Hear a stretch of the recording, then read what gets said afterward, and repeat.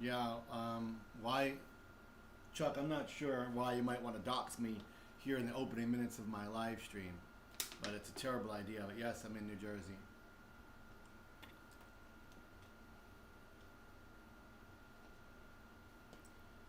It's all at once because of embargoes.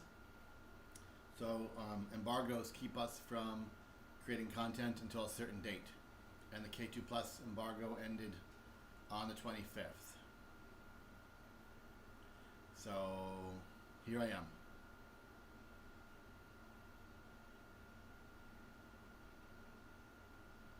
Didn't the video say BRB like this, guys? Back soon? This is my first stream with a brand new setup. Brand new setup, new everything. Cameras, laptop, microphone, stream deck, the whole thing's brand new. You may or may not know I was doing a lot of live streaming back in the day for Play with Greg, for gaming, but I had a whole office just for that, and all of that's gone. So I'm having to reset up from scratch here, and Jersey Strong, and it's tough. There's my baby face right there. It's Mrs. Rundown saying yes it did, and guess that means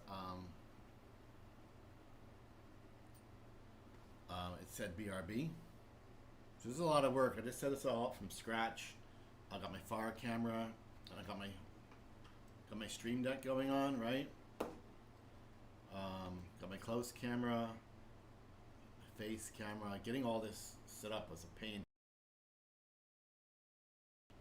I should have just been muted right there. I can take you guys over to Chrome. Right, so Chrome is not working, unfortunately. Let's work on that. All right, so there we go. We've got Chrome right there. And I think we're all set. So basically, guys, the K2 Pro is out. I have no content for it yet. I'm gonna no comment. Creality and I have disagreements on how the embargo works, but we're all good now. And thanks to Creality, we're gonna do 2 K2 Pro live streams. They have new management over there, and the new management wants live streams. They want live streams. I prefer long form content. I prefer tutorial, service, usage, that kind of stuff, as opposed to live. But they want live, so we made an arrangement, and Creality was kind enough to sponsor a live stream. So here we are. Good afternoon, Brandon. Good afternoon, Dwayne. Thank you very much. I haven't been looking good in about 20 years.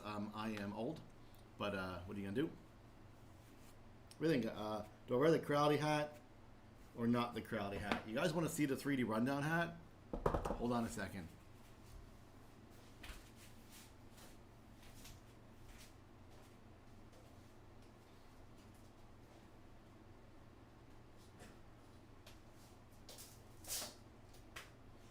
It's a little too hot in the summertime. It's a little too hot in the summertime to wear the 3D rundown hat. And I just didn't have a Creality hat or any other company hat for years until just recently. Now I've got Creality hat and Elegoo hat and the Orange People hat. I don't have a bamboo hat yet, but so it's nice because it's a little cooler. So yeah, let's get talking. We got some questions already. I just wanted to, again, thank you, Creality. 3D Rundown is a very expensive channel to run, both financially and time investment. It's a full-time job, and it's really difficult to keep things going for free on YouTube. And without Creality, I don't know if this channel would still be here, so I thank them. And if you guys like me and what I do and want this to continue, please, please, please consider pressing the super thanks buttons and being a member. Doing this helps me afford to sit here for hours shooting for free knowing that there's membership money, knowing that I might get super thanks, and it keeps me from having to ask companies for sponsorships to help keep the channel going, and because I would rather work for you. That said, let's answer some questions and try to get the K2 Pro on this desk without breaking my back. So, the X4. Let's grab the X4, shall we?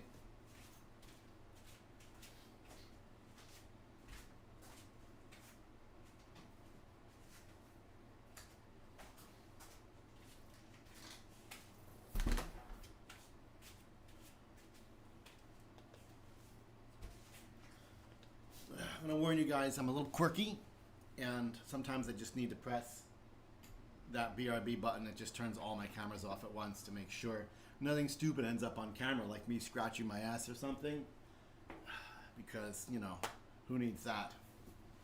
So here, oh man, who knew how well this this camera setup was gonna work, this Logitech right here. So this is the SpacePi X4. I did a whole video on this. That's what we are used to seeing. Yeah, I know. I know. And it is not an AMS. So the X4 is not an AMS. This thing is only a filament dryer. Oh my God. Thank you, man. That's the biggest super chat I've ever got. Yeah, that's it. That's the one. Wow. Yeah. I appreciate you so much. Things are tough, and that was really helpful. Thank you, guys. Guys, super thanks are so helpful. So anyway, this is not an AMS. This is just a heater. It heats independently, 2 chambers. Each chamber can be treated as an individual filament dryer, and you can feed out the front and you can feed out the back. But keep in mind, by feed, I mean it's manual. It doesn't have any motorization like a CFS or an AMS, right? So you're going to manually load your printer, and then the printer's extruder, you know, is doing all the pushing and pulling and basically treating it as a fancy filament roller, but one that's drying. Dwayne, thank you again. Thank you so much. My Amazon credit account this morning has $1 in it. So I appreciate you guys that support me. And it's because of you that this channel continues to exist. I know a lot of people think that YouTubers have all this money. And, well, we don't. We don't. Let's go ahead. Oh, what happened here? What's the difference? The K2. So the K2 Plus and the K2 Pro. The differences are minor. There are a couple of small differences. We'll get into those another time, probably. Like, I think there's 1 fan in the rear as opposed to 2. But the simplest way to explain it is that the K2 Pro is the successor to the K1 Max. So it is a smaller K2 Plus. It's a K1 Max sized K2 Plus. And of course, as you know, the K1 Max is my favorite printer. But you have to add the CFS kit, and it's somewhat complicated to do that. So the K2 Pro brings the size of the K1 Max and the technology of the K2 Plus together to a 300 by 300 sized printer.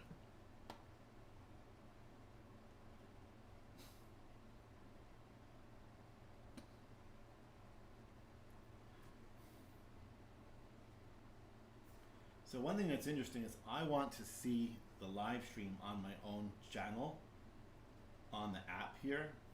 I want to watch the stream and just kind of see what it's like. And would you know, I can't make it work.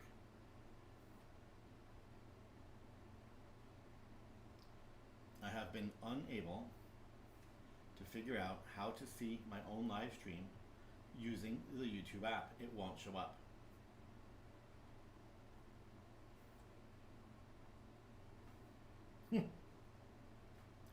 What happens if I close and reopen? Will that do it?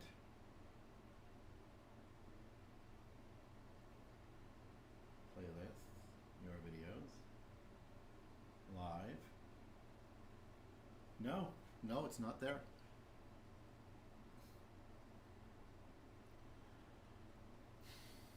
Yeah, I got a Microsoft DJI mic, and it's pretty far away, and I haven't been able to do any real testing because the DJI mic has individual gain settings for the mic itself and the receiver itself,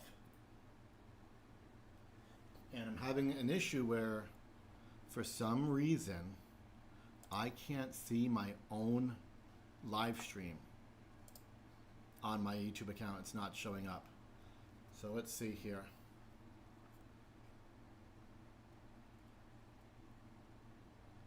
We can turn receiver gain up a little. You see, something's interesting, and that is, I've had a lot of trouble with my DJI mic on my professional camera, my Canon video camera, where I've had to turn the volume way down, because if I don't, the sound is terrible, way down on both the receiver and the transmitter. Yet here, through OBS on my computer, I haven't had to turn it down at all, and you're telling me it's too quiet. Whereas on my Canon camera, I turn it way down and it's too loud.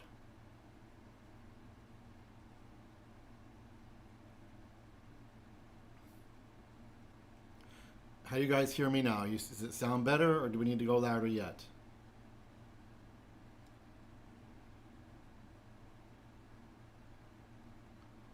A little better. You're the first one to complain about sound, but I'll take your word for it. How's that? I thought my sound was not working. Blah! Is this better? It sounds better? Alright. I've got the mic closer. It is an omnidirectional. And I got the receiver turned up and I got the transmitter turned up, which again is interesting because it's not better. I have not had to do this when working with my camera for the channel. Quite the opposite, actually.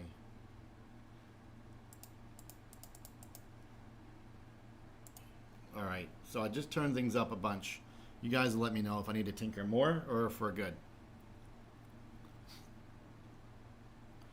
But it should be louder here. It should be much, much louder now. Sounds good? Thank you, Dwayne. Better, yes. Okay. Keep in mind, I got to be a photographer, a videographer, audio technician, 3D printer, guru, entertainment host. It is really, bro, this is hard. The amount of shit you have to juggle. It's a DJI mic, my bro. A DJI mic. So it looks like this. It is connected to the computer through USB because the DJI Mic 1 doesn't have Bluetooth. Only the DJI Mic 2 has Bluetooth. And I quite honestly can't afford a DJI Mic 2, so I have the 1. If anybody wants to grab me a DJI Mic 2, that'd be fabulous. But just getting this was tough. I was using a Rode shotgun mic. People were always complaining about the echo down here in my studio. So I had to go ahead and buy a DJI mic, and now the DJI mic has limitations. It's like chasing your tail constantly, but it is plugged in through USB. And me neither, my brother. Trust me on that. I had my power turned off twice this year. I've had my internet turned off like 4 times. I have $1 in my Amazon business account today. So believe me, guy, I feel your pain. This channel is, any given day, is right on the line of going away. So trust me, it's all good.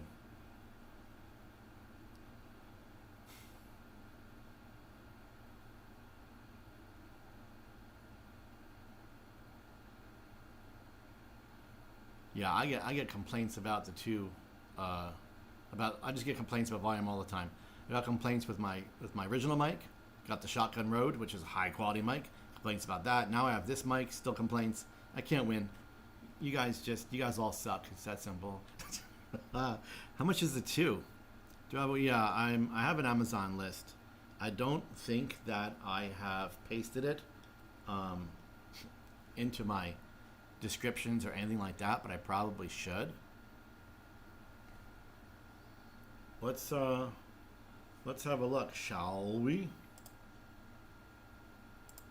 So I'm gonna head over to Amazon and let's type in DJI Mic 2. Now I don't think you guys are seeing my browser unless I turn the browser source on. Am I right about that?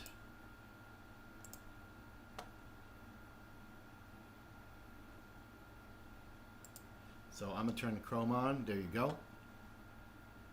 Usually I monitor my stream on a separate computer or on my iPad, but something is amiss and my live stream is not showing up on my account, so I can't monitor my stream to see what I'm actually seeing when I leave OBS. Oh, it's better. Yes, it's better. Usually I monitor my stream. Beautiful, freaking great. I can see my stream now on my iPad. That makes me a happy person, and all your chat too. So now you guys are seeing, Chrome. And yeah, it looks like 307. This is a pair. I don't need a pair, honest to God. I'll be fine with one. So this one here. And this one would give me the receiver and the transmitter, one of each, and it gets me Bluetooth. This is how I make affiliate links, by the way, as an influencer. You guys are seeing that right there. That's pretty cool, right? My real question is to pay, can I paste that into my chat here? No, see, I can see your guys' chat, but I can't type to you through this OBS box, which is kind of annoying. I'd have to switch in to YouTube and paste it in that way. So let's do that real quick. View your channel. Oh yes, I'm live. 16 watching, very cool. We should probably get the K2 Pro on the desk, don't you think? So here you go. That's my link. That's the DJI Mic 2.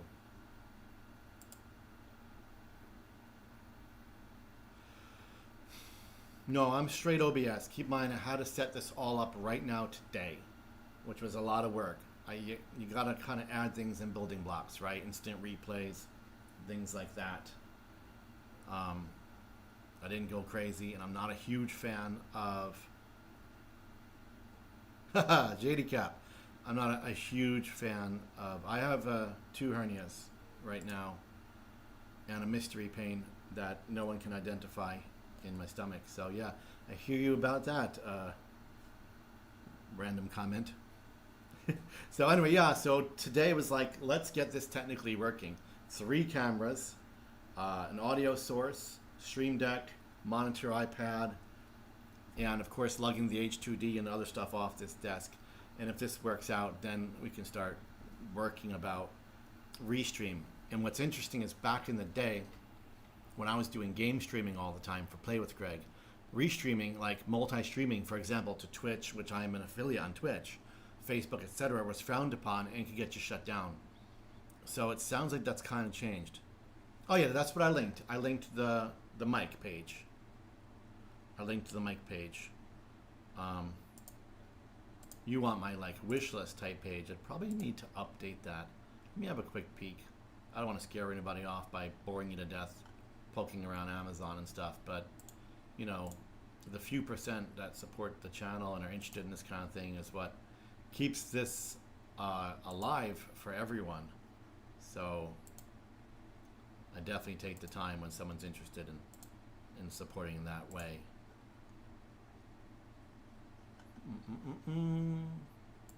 But there is a list here somewhere. See more. 3D printer list. That one's private. Greg Adventure list. I will update this list later and post it on my page. because it's severely lacking. So apologies on that, and thank you very, very much for your interest even in doing that kind of thing. I'm still very low. Now I don't know if I should turn it up through OBS or if I should turn it up physically through the receiver. Let me give it a half a decibel through OBS. Try that. Again, I'm at plus receiver plus, what am I at? Receiver plus 2, transmitter plus 3. When I shoot for the channel, I am at -6. -6. Because my camera will totally distort everything if I don't go -6. It's way too loud. It's like blasting. I don't know what the deal is with that, but apparently my camera sucks. It's a very expensive camera, Canon video camera, and apparently it sucks. Or maybe it's just too good because I have to turn everything down. And now I'm at +4. If you guys can't hear it now, I don't know. Yeah, I got my peaks right here, and honestly, they look fine to me. I'm literally right on the border of yellow, like it's teetering into yellow. So if I was to speak louder, it would kind of distort. You guys should be all right. From what I'm seeing, it's definitely not very low. I'm looking at like -15. But again, I'm willing to adjust.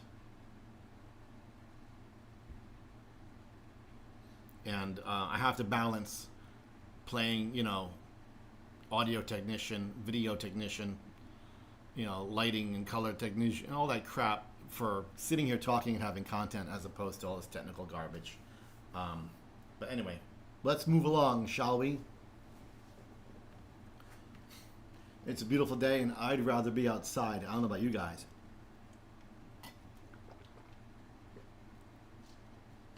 And some of you are just a lot smarter, and that's just fine.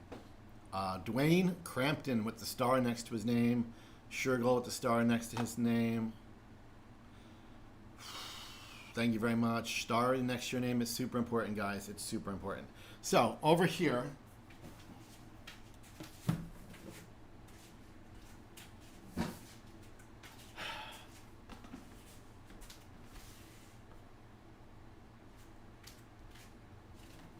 am I paused?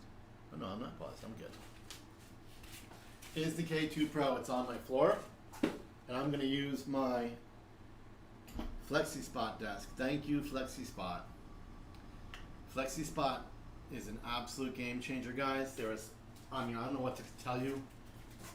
If you do a lot of content and a lot of desk work, you need a FlexiSpot desk. Fucking hell. Because a FlexiSpot desk is an absolute game changer. It allows you to move your camera around, move your shot without having to move physically the camera. You can move your shot, move your view just by moving the desk. And this has made my content so much easier. This desk was sent to me by FlexiSpot and it's just changed everything for our content. And now I have 3 of them. And 2 of them I got myself. One at Salvation Army and one at a Restore. So how cool is that? I knew I cropped my head off. I knew it. Idiot. All right. Oh, that's a little better. Oh, yes, my own little lady. My own little lady super chatting me because she's the coolest. Bro, I can't tell you the emails I get. Everybody wants to send me their shit, right? And I'm honored. Like it's truly honored. I started this channel from nothing. When I say nothing, I mean nothing, right? In picture, not looking good.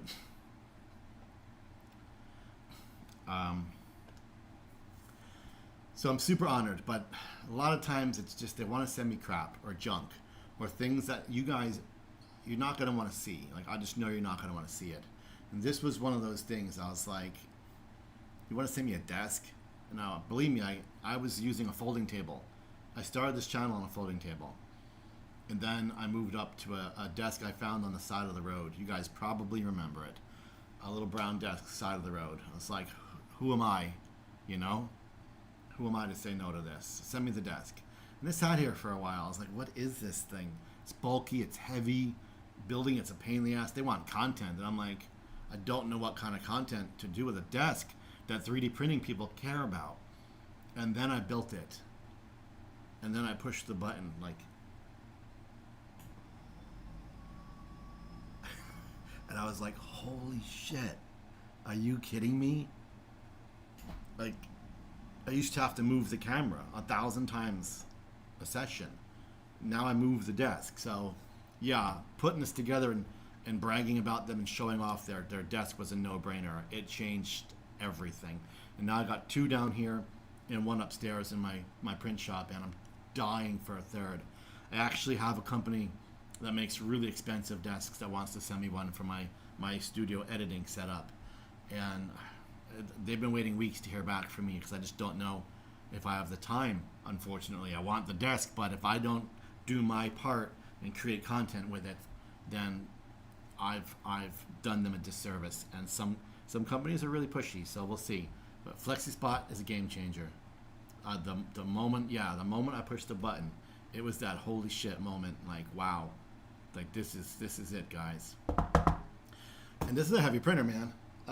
So to put it on the desk, right? You saw what I did. I brought the desk all the way down, and now I didn't have to lift it as far. I mean, it's pretty low, so it made getting that thing on the desk a lot easier. And just talking about this will make FlexiSpot happy. They're nice people. They wanted to send me a chair, but I don't know. There was a communication issue. Their budget, they have like a monthly budget for KOL people, and somehow last minute I got chopped, and I haven't ever got their chair. But I'm sure their chair is awesome.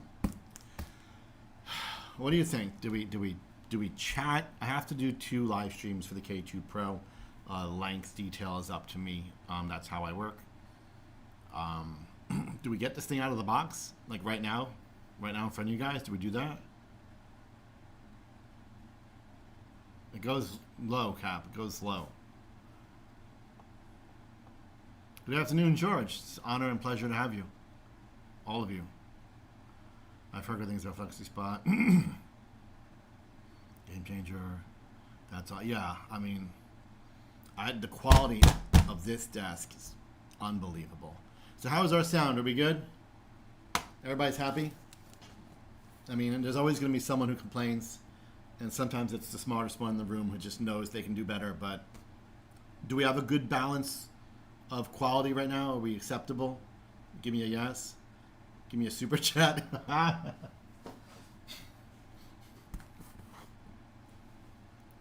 No, this is the Pro, my brother. So the Pro is K1 max sized. You're looking at 300 by 300. Keep in mind, this is not a new printer, right? This is a new version of a printer. So this is, we have the K2, which is the K1 sized. Actually, is it K1 sized? Or is it high combo sized? It's smaller. So it's like a 250-ish by 250-ish. And then we've got the K2 Pro, which is the max, 300. And then the plus. So think of it as a small, medium, large. All of them with CFS built in. Except I want you to think of the K2 as a budget printer. It has a lot less going on inside. A lot of the features have been removed. I'm not sure it even has the heated chamber. We'll have to look at my spec sheet again. I would focus, to me, Pro and Plus. But Plus only if you need the size. I think the Pro is going to be the go-to for Creality. I think it's going to be their GOAT. Assuming it performs properly, I think 300 by 300 is the ideal size for a 3D printer. I think anything else needs to be way bigger or way smaller, because I think 300 is the perfect balance that covers almost anything most people are making.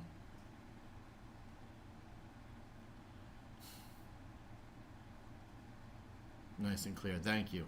I've struggled to get along with my DJI Mic 1. I've struggled pretty hard. This is my first time ever using it on a laptop, and of course through live stream. And if you haven't used one and done this, it's a lot. There's a lot of settings. There's a receiver, there's a transmitter, OBS itself has settings, then the computer's involved. So getting it right on your first try is kind of tough. I'm tinkering with how to get this open without pressing the BRB button, but I'm gonna have to. I'm just gonna find something to get that thing open with. Just something, anything at all.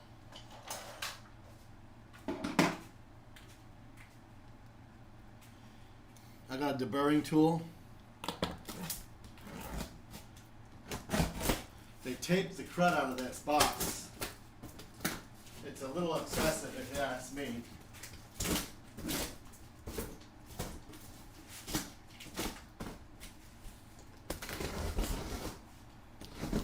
Guys, the deburring tool is a really great tool for 3D printing. You should have one. Cleans out, opens your holes, and you can even help smooth out edges. But be warned, it's not a toy. It will slice you up. You have to develop a skill for working with it, and you have to respect it. Ask me how I know. Oh, guys, also, thanks to eMeet. Yeah, eMeet. It's like E-M-E-E-T. Yeah. This is a 4K Ultra HD camera. They sent it to me, God, maybe last year. And they've been asking me, you know, please, can you show our camera? And I'm like, guys, I'm trying. I just haven't had the opportunity. I don't do face cam for my tutorials for a number of reasons. And I just haven't gotten live streams going.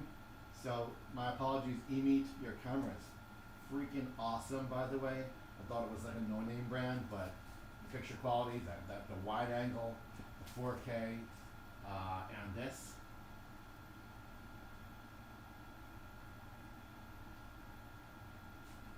Pretty sweet. So thank you, guys. Thank eMeet. Check them out on Amazon, E-M-E-E-T. Even if it's not something you might get, just check them out, see what they make, and keep them in mind. Because you guys have this wide angle thanks to them. This here is an ancient Logitech. This camera right here, where is it? This camera is an ancient Logitech. Logitech's, I've had this camera for years and it's still tops. It's such a great, it's a 1080p, but it's great. This is just my laptop, cheap open box deal on Amazon. Yeah, I have the BQ here for the K1 series, and I have the BQs here for the H2D as well. I wish there was more of me, guys. I have so much cool stuff here that I'm blessed with to work with you guys, and I don't have the time.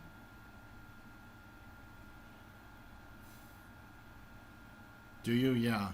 It's all about developing, like, you know, that technique, using like another hand and using all these fingers to control, and you're coming almost like you're shaving your face, right? You're coming this way. You're not letting that blade dig into the model.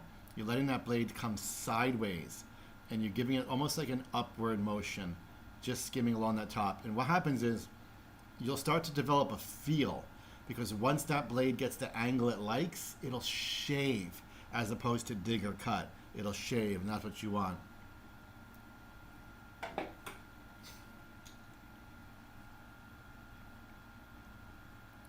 And you got to buy quality tools. Just don't buy junk. Don't do it.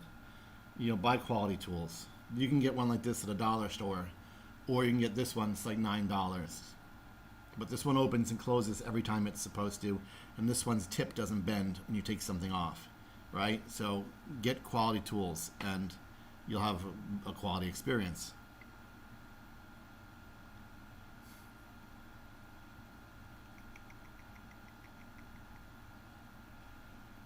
I wonder if, hold on, I want to show you guys something.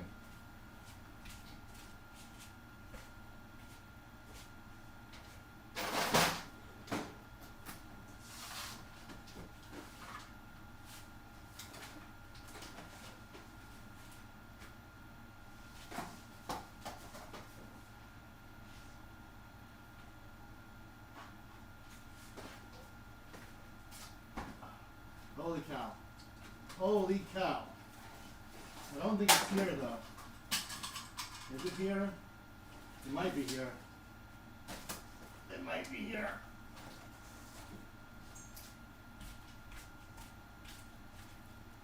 These are just some of the print beds that I've got here that people want me to show on the channel, and I just never got to. It's a lot. And I might have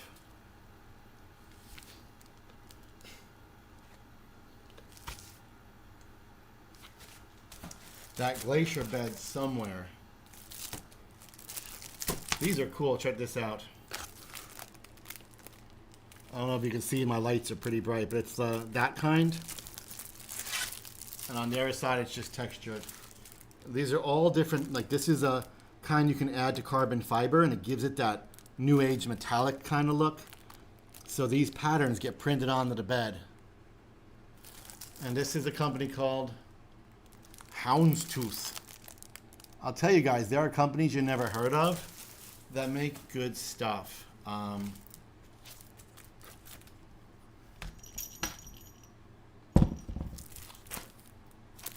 Here's another one. This has that carbon fiber metal kind of look also. I think the reflectiveness is the bag. How's that? Yeah, you see that pattern? Really cool pattern. So, no. Ideal former, no. Creality, Sunlu. Anyway, somewhere in here, it might be upstairs in my print shop, but I've got that blue bed. That blue bed for the H2D and the K1s. They might be upstairs. BTT, BQ, they're so awesome to me. And by me, guys, I mean you guys, right? No one sends me anything for me. They send it to me because I'm going to show it to you. So when the companies are great to me, they're really being great to you. So that's why we appreciate them together, right? So BQ sent over the blue beds, and they're here somewhere. I wish I had them prepared to show you guys. I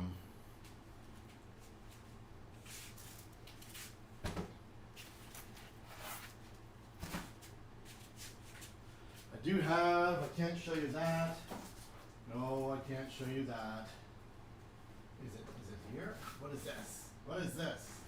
What kind of crap? What is over here? No. Here. Blue. Here's your bed, fellas. All right, my apologies to BQ or BTT. I don't know where their H2D bed is. Maybe it never showed up. They were supposed to send it, but maybe they didn't. Maybe it failed to show up. But I feel like it did show up. I definitely have the K1 here. By the way, I've got a new thing coming from BTT that you guys haven't seen yet, and it's interesting. Wait till you see this thing. So moving along, my apologies on that. Lost my mouse. Shit. There it is. Crisis averted. We're gonna just we're gonna do this.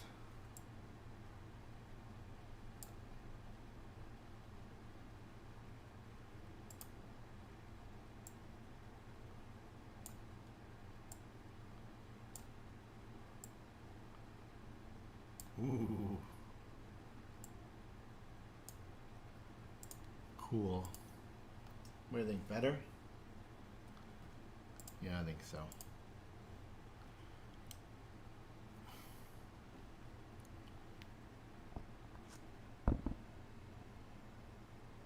Oh man. Hey Tracy, the epoxy resin is a Creality thing. That's what's on their K2s. And I believe that's what's on their CRM4. And let me tell you something. When your print hits the CRM4, it's not coming off. I mean, you have to try. It's not coming off. Houndstooth is the pattern. Oh, you're right. I didn't think Houndstooth was the company name, but I was like, I better read it. I'm live on camera. So that's the pattern. Suregal's probably like the smartest guy on the channel, guys, so he's an information powerhouse.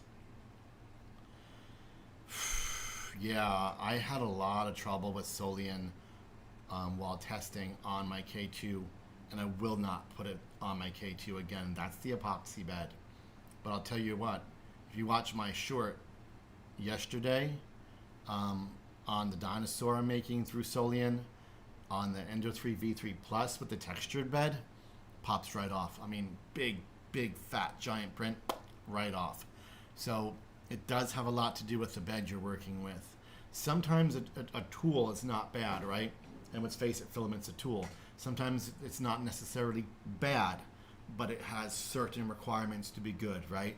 And that's up to us to figure that out. So maybe it doesn't like epoxy resin beds, so we use it on textured beds, you know, things like that. But I haven't had any difficulty with Solian on the CFS or the AMS, but I'm using it for large single color prints. The colors are nice, the print quality is good, and doing it that way, honestly, is done well. I made a mosasaur. I'm not sure if you guys saw the mosasaur on 3D Fundown. It is epic, and it's Solian.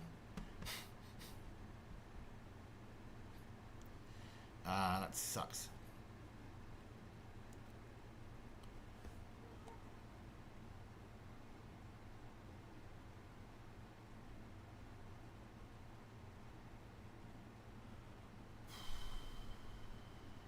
Dwayne. Really? If it has that kind of, it's abrasive like that? Oh, the mosasaur is badass. I've got a bigger Spinosaurus done here. It's been waiting to be filmed for like a month, and I'm printing now. I'm working on a Stegosaurus. I'm using the E3 V3 Plus for the Stegosaurus and doing a little bit on the X1C2, and it's going to be awesome. I'm super excited about that. But the mosasaur, holy shit, I wanted that mosasaur, and super awesome.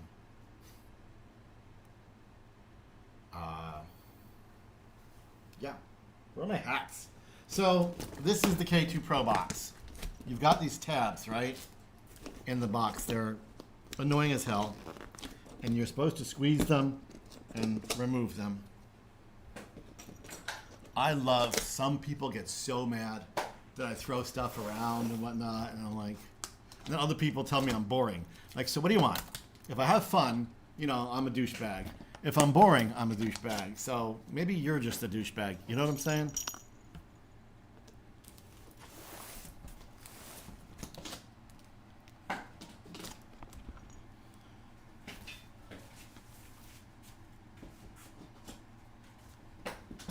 So there's the tabs.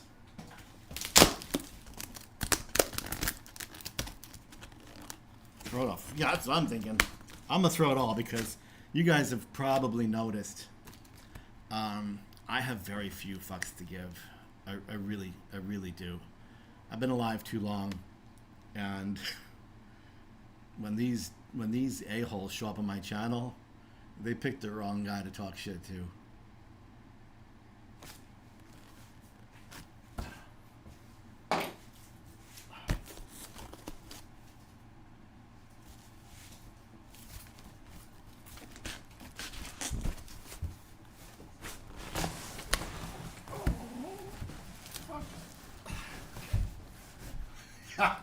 Yeah. So it's too tall. It's too tall. But we got the flexi spot, and I'm gonna bring her down some because I'm hitting the ceiling.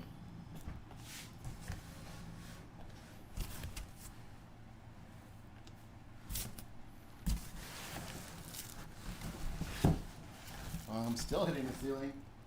Can we go further? No, it doesn't like me going further than that.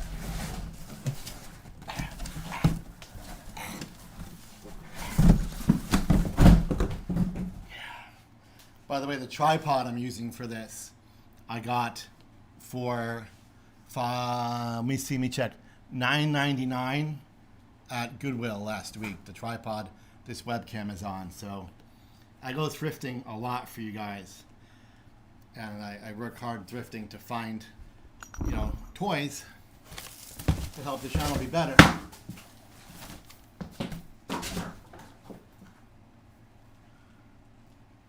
Bro, I get so close.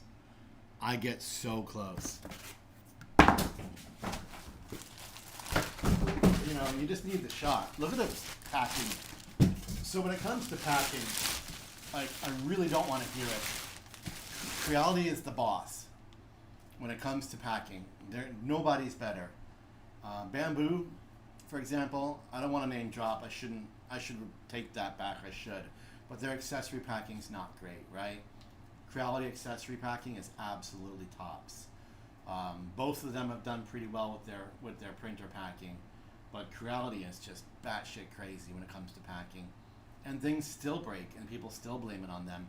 But I mean, that's what happens when we're using glass doors and stuff, which maybe we shouldn't be. But their packing is fantastic, and the K2 Pro looks to be no different.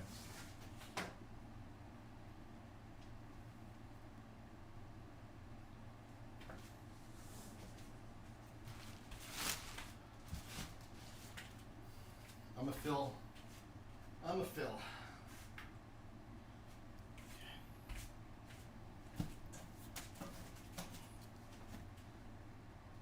Yeah, it sure does, Trace, doesn't it?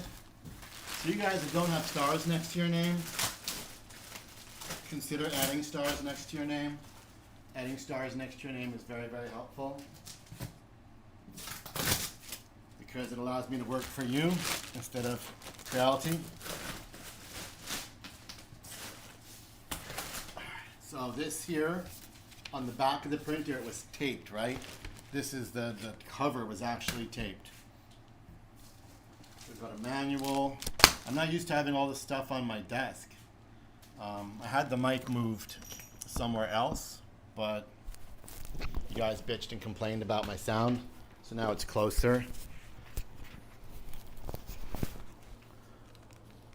Let's see. We got 485 cables, so I'm not used to having all this crap on my desk.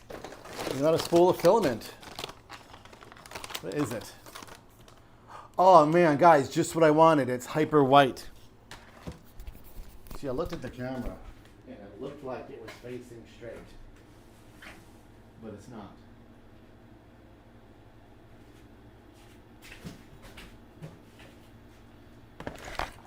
Oh, I always wanted white.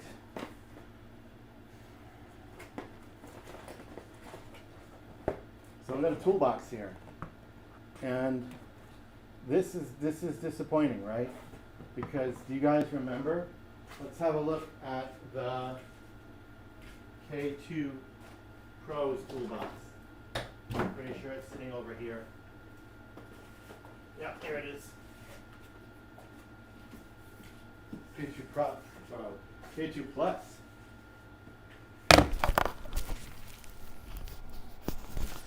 So this is the K2 Plus, right?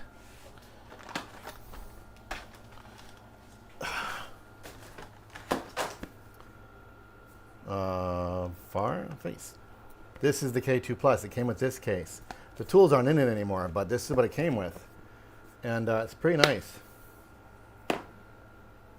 And this is the K2 Pro. So we got a cardboard box, and my stuff's falling out of it already. So missing parts. Ian, a friend of mine, right? He had, when the K2 Pro came out, we were having some conversations, and he had texted me, and he's like, why did the K2 come with an extra heatsink? And I'm like, what do you mean? It's like, there's a heatsink. Look, it came with heatsinks. Like, what are they for? And I was like, bro, this is a little rubber scrubber for the nozzle. He's like, no, it's metal. I'm like, oh no, it's rubber. And it came back, oh yeah, you're right, it's rubber. So, really? Yeah, I thought it was a heatsink. Oh man, funny story. I love Ian. Ian is a great guy. And you guys want to talk about super genius. sometimes I'm his friend and I'm intimidated talking to him. Sometimes I feel like I don't even belong talking to him. I'm like, am I even worthy of being in the same room as you? So we got a spare cutter. No, these scrubbies are crap. You're going to want scrubbies from BQ. Oh, look, it's the shrapnel, guys. Do you remember that debacle? We have an extra shrapnel. Oh, there it is. This is why we buy printers. This is it. So when we order, I love the fact that when we order a new pair of clippers, that they come with a free printer. That is so cool. So I guess these are all the tools you need to build, and a couple of extra parts. Creality needs to get with the times. They need to stop with the glue stick, right? We don't need the glue stick.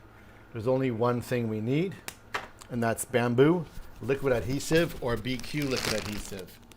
And when Creality came to my studio in 2023,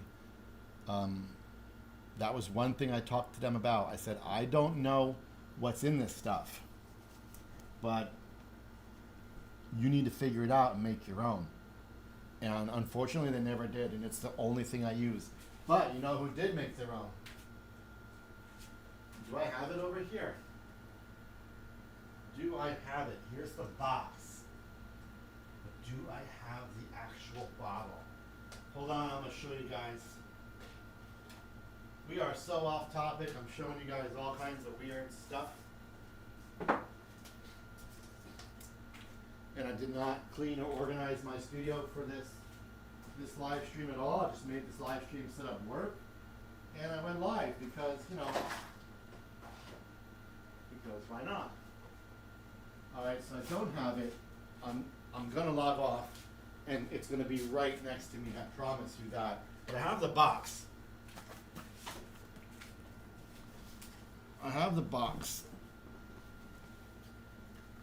Excuse me, I'm fixing my pants. This stuff. 3D printing adhesive. This is a clone of Bamboo Labs liquid adhesive. I'm pretty sure that's what it's called. It's called liquid adhesive. It's green, and it's the only thing I use on my smooth PEI beds, which is my go-to bed for everything. And BQ basically mimicked it. I'm going to use the choice of words mimic. I'm going to use mimic. They mimicked it, and they made their own, and it's in this box. It's the same thing except it's blue. And that's what you guys should have. Use that. Goes on real thin, super thin. Comes off easily. Half the times it just disappears with the print, alcohol wipe, whatever. You can use this, but you don't need to. We've got our cheap no clogger. Just go to no clogger and buy one. There's a link in my description. Nice people. Metal grease. Nozzle tool. It's a nice nozzle tool, by the way. Really nice nozzle tool. And it has a hole so that your nozzle doesn't butt up against the inside. Hold on, I dropped something.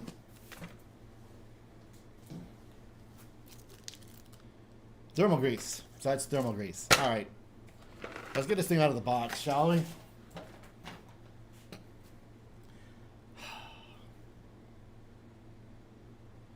Thank you. Thank you, thank you, thank you, thank you, thank you.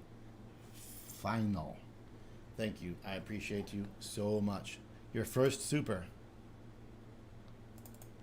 Your first super ever. I know that because it's actually telling me and saying, let's celebrate their first super. Well, I don't know how to do that. I'm going to have more tools because I have more tools. I even have games that can be played on live stream, like gambling and stuff, and they're really cool. I just have to get them back up and running. Oh, I sent a heart. Buy your own super sticker. Put user in a timeout. Sorry, I just pressed the button. So I'm a smile, I'm a party react. That is correct. Well, I appreciate you more than I have words to explain.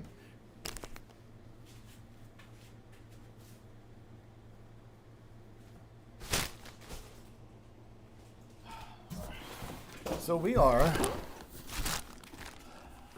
that's the front. It's good to see that the back isn't broken.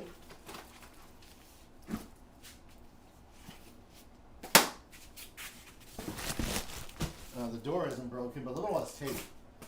Do we have to put all this tape on our printers? Like, do we?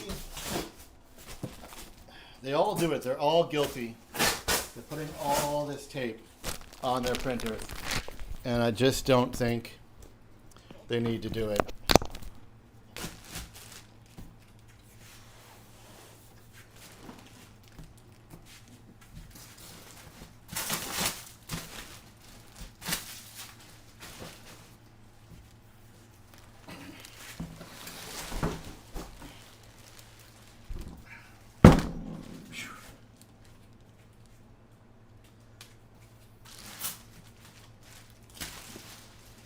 I want to show you guys something now, but I don't want to upset anyone, so I'm not sure that I will, but I might.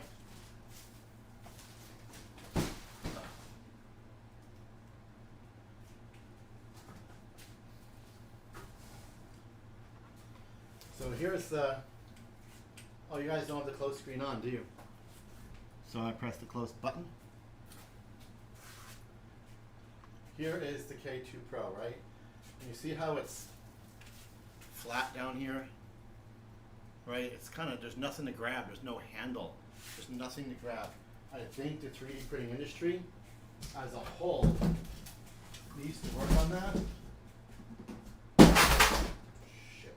And needs to do better.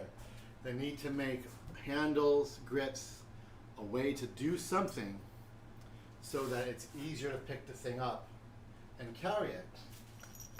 For example, do you see this right here? I'm doing this blind, by the way, so hopefully you can see. This is the H2D. You see what they did? There's a handle underneath on both sides for grabbing, because this thing is heavy, and this handle helps you to pick it up and move it. And I think that's something that needs to become a norm, and I would like to see that on the next Creality models. I'd like to see them put handles on the machine. Holy crap, what are we looking at here? Just nasty, nasty reflection. Oh, that is so unfortunate, huh? So, there you go. Watch this, flexi spot. Got your back.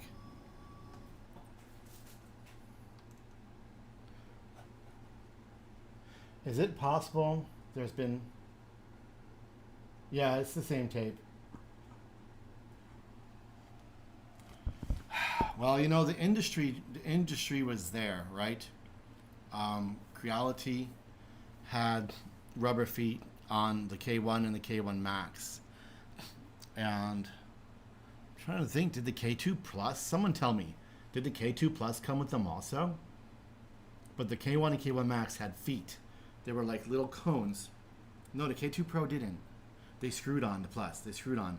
So there were these little cones. And you would push them over the feet in all four corners. I don't know about you, but I never used them. I just threw them on the floor. Bamboo came without feet also. And they eventually made these rubber ones that you stick into the corners, and they suck also. I made a video about the original draft. That triggered a lot of people. And they sucked, but people got upset with me for saying so. And then Bamboo actually revised them and made a new version. So, are they better? I don't know. What was my point? Oh, my point is, I feel like they're going away from the detachable feet thing and just making the feet better. Yes, I'm looking at the now in the K2 Plus. Are you sure? I know they screw on, right? The feet are rubber and they screw on. But were there actually feet that went over those? If there were, I never used them. Hey, Shade Tree. Welcome to the chat. Don't be jelly. Look at, you guys get a printer, you have all kinds of fun. I get a printer, look what I have to do. I don't play at all. It's all work, man. It's all work. But don't be jelly because this isn't for me. This is for you. This is your printer. Everything I have is yours. All of this is for you guys. My unfortunately, my chat here in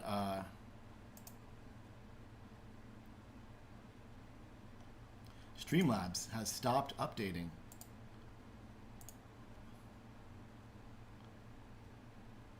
Oh, there we go.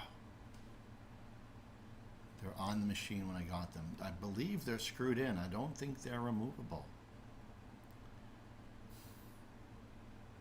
Oh, there we go. I had top chat turned off. Turned on. So now it's live chat. JD Cap. JD Cap. Thank you, JD Cap. I know like me, we're not rolling dough right together. So I appreciate that dollar, man. Thank you so much. Thank you. Yeah, I'm always right, my brother. Guys, super thanks. Become a member. Become a member. It's so helpful.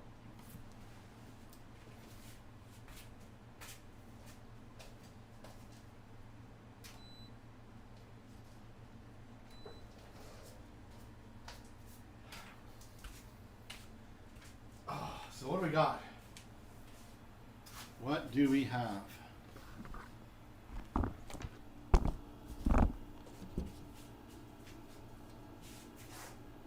This is the AMS. Just hiding in there.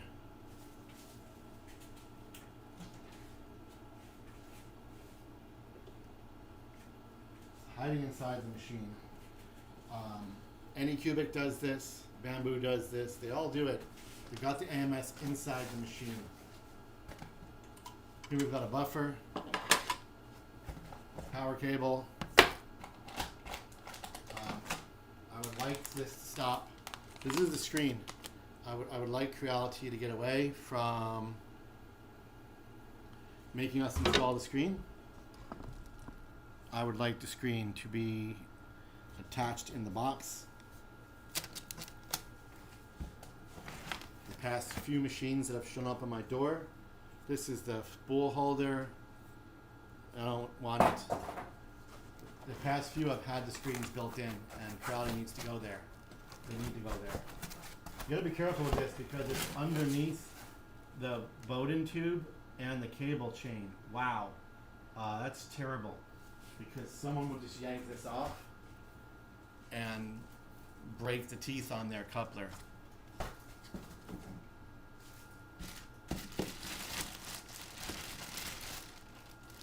Actually looks pretty nice here. It's interesting. They got a nice clip. They've got a clip on their PTFE. It looks like a protective clip. And that's a good idea. So we got to get this out. We need some tools. Luckily, Creality supplied us with top of the line tools. Spared no expense. The absolute best. John Hammond would be impressed here. Let's have a look at some of these tools.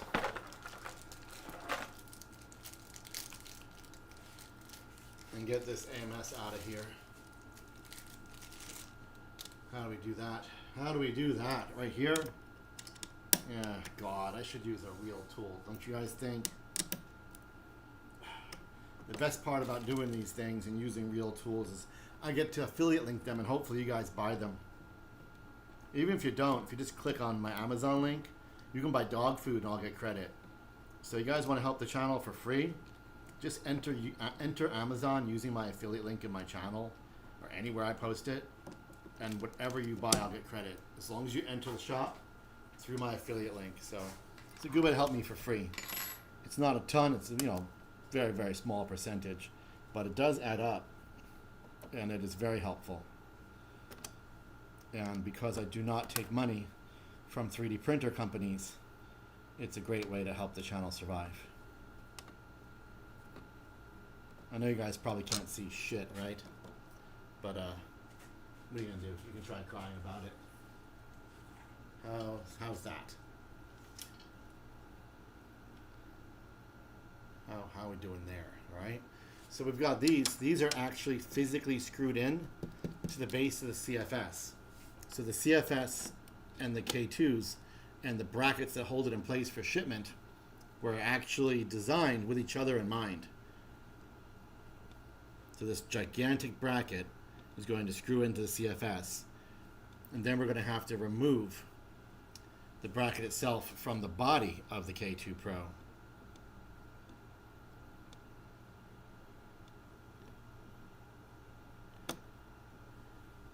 There's a cool sticker, by the way, I want to show you. And it just goes to show kind of like the detail that some people at Creality have in the way that they think and the way that they function.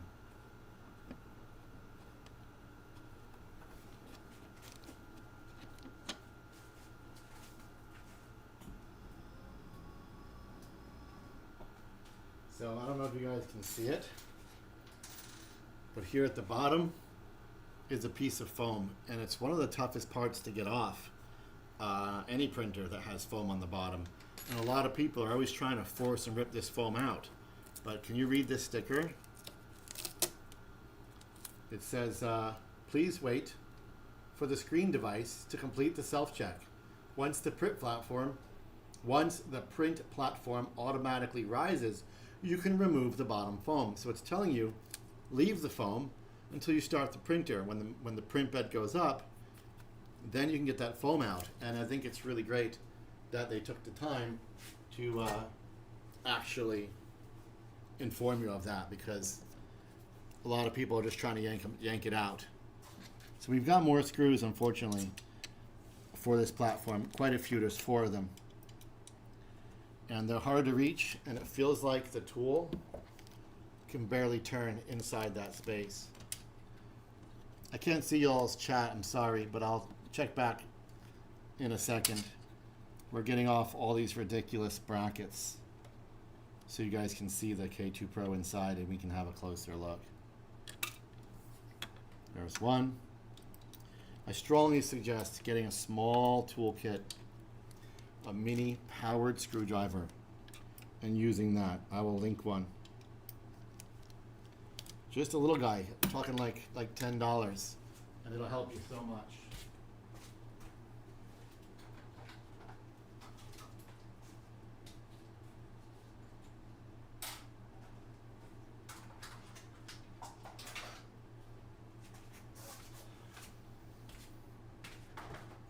So let's see.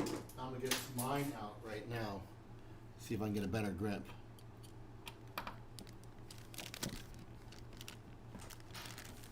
All right, pop quiz, guys. Who can remember what this green tool came with? Was it the high combo? It might have been the high combo. Man, these screws are tough. I can probably lift this AMS out. That would help me. What do you think? I think this guy came with the high combo. I could be wrong. So with those initial screws out, we can remove the CFS. So the CFS is out.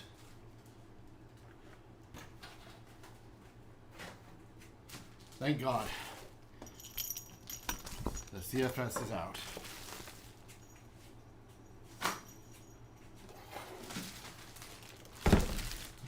There's your Creality CFS, huh?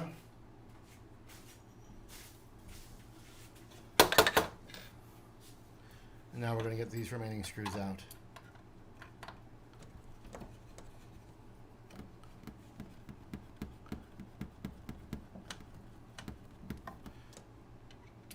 I need my phone so I can read you guys' chat. Got my iPad over there. You'll live. You'll live, right? You'll live for a minute. What are those? Holy cow. So that's out. Got some foam. Got some foam. Be very careful. Can you guys see this right here? Can you see them?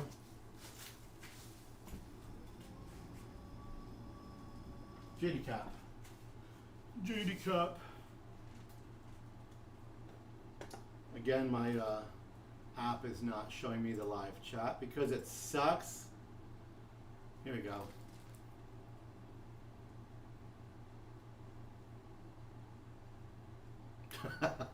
A baby CFS. Snap-on may sue. What do you got? The KE?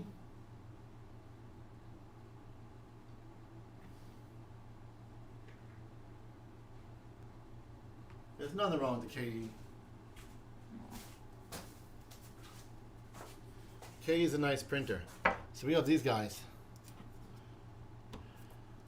KE is a very nice printer. These guys here. I know all the V3s, some of them have issues with VBR and stuff like that, but otherwise they're fast and they're capable. I use a CR10 SE, which was an absolute, flop for Creality, but it's a badass printer, and I use it a lot.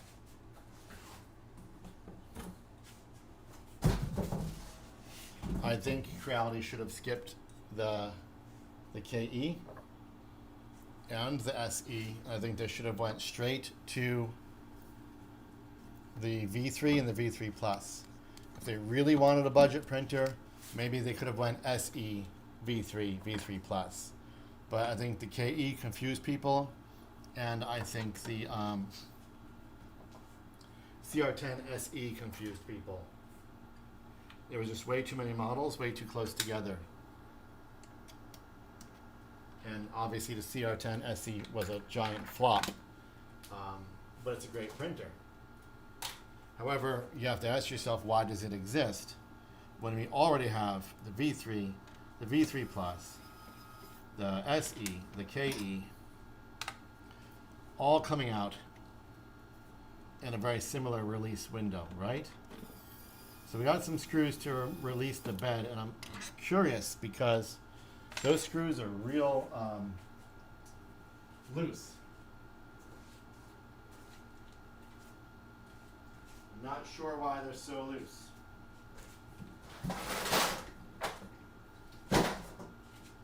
I guess I could do better at preparing for my live streams because I need a light. And I have 3 of them, but at the moment, I can't even find one, so my apologies. I'm not going to make you wait for it, but I was going to put a light inside the printer. I had it here ready for the stream, and I apparently,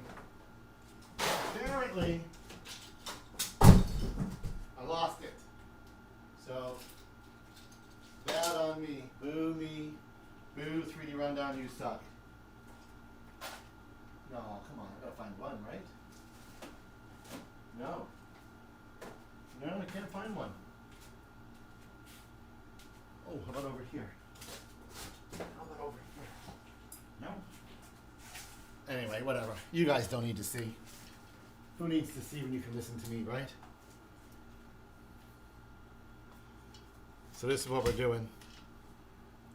We're getting these screws out right here. This little screwdriver I'm using was gifted to me at IRF in 2023 by Sabrina and Joy from Creality.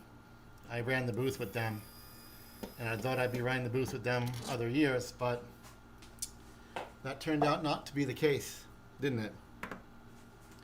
Turned out it was a one and done, except for TCT Rapid. So allow me to recant that statement. I did work with them at TCT Rapid, but I never worked with them at IRF or 3D Printopia ever again, which I thought I would. This is a small screw, holy cow. So we've got to get this tiny little screw out.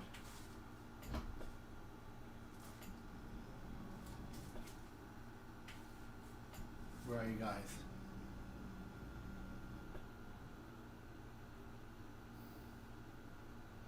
Oh my God, K2 Plus, first ever printer. So the V3 Plus, I think it's the same bed size, but it's taller, right? I think the Plus is taller. Mine's printing a Stegosaurus legs at the moment. RC Does are awesome. There's a company that sent me a full set of plans and models for a remote control 3D printed boat. I think it's called Hillbillies. It is the coolest thing in the world. Just haven't had time. I started August 2021. Got a V3, Ender 3 version 2. And it changed my life. So I'm trying to get these tiny little screws out. And I'm debating silently amongst myself if it's worth putting you guys on hold to find a light to put in this printer. TBH, I can't even see it. If the screw is so small, and it's right next to the belt. And I mean right next to the belt.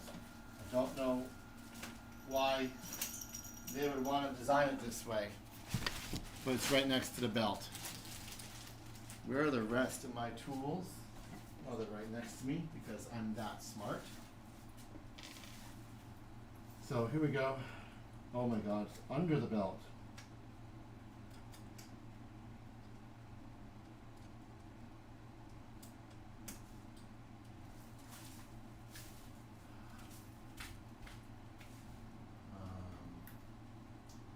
Technical difficulties, as I am praying that I had a light for you guys, because I myself can't see. So we need my phone.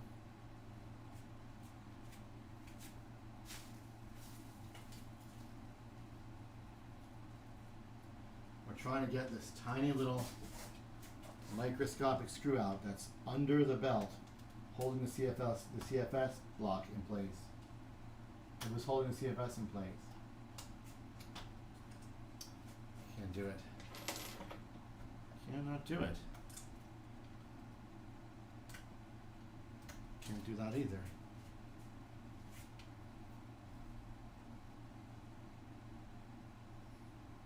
Oh my God. It's screwed in from the bottom. It's screwed in from the bottom. So the screw is upside down from the bottom.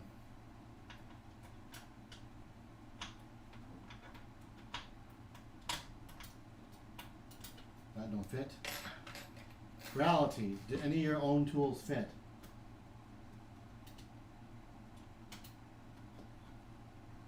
They don't appear to. There you go. You know, we can't edit when we're live streaming. We're stuck. We're stuck live.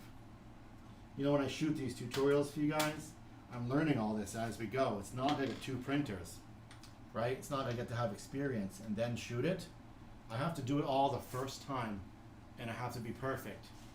And I have to learn as I'm going and shooting at the same time. It is very challenging.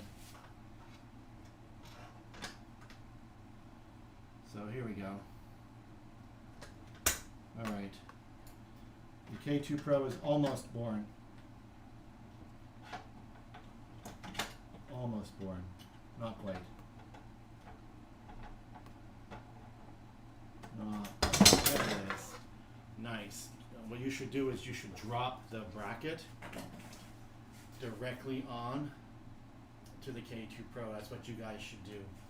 That's what I would do. I just demonstrated that right there. Just drop it and let it smash onto the print bed. It is disappointing to see that Creality has downgraded us to a textured PEI bed. The K1s came with smooth PEI, and they're much better beds. And at the time, smooth PEI wasn't so commonly used. And I remember thinking, why is it that my K1s have so much better bed adhesion than my Bamboo printers? Why is it like so much better? They never fail. The bed adhesion is never a problem. What is it that's doing that? And I came to realize, oh my God, it's the smooth PEI on the K1s. And I switched all my Bamboos to smooth PEI also, and what a difference it made. Matter of fact, my rep from Bamboo told me to make sure I get a smooth PEI bed for the H2D when I do my order, because Bamboo does things a little differently. I have to do the order myself. because it only comes with a textured bed. So if you guys haven't graduated to smooth PEI yet, bottle of liquid adhesive, smooth PEI, that's what you want.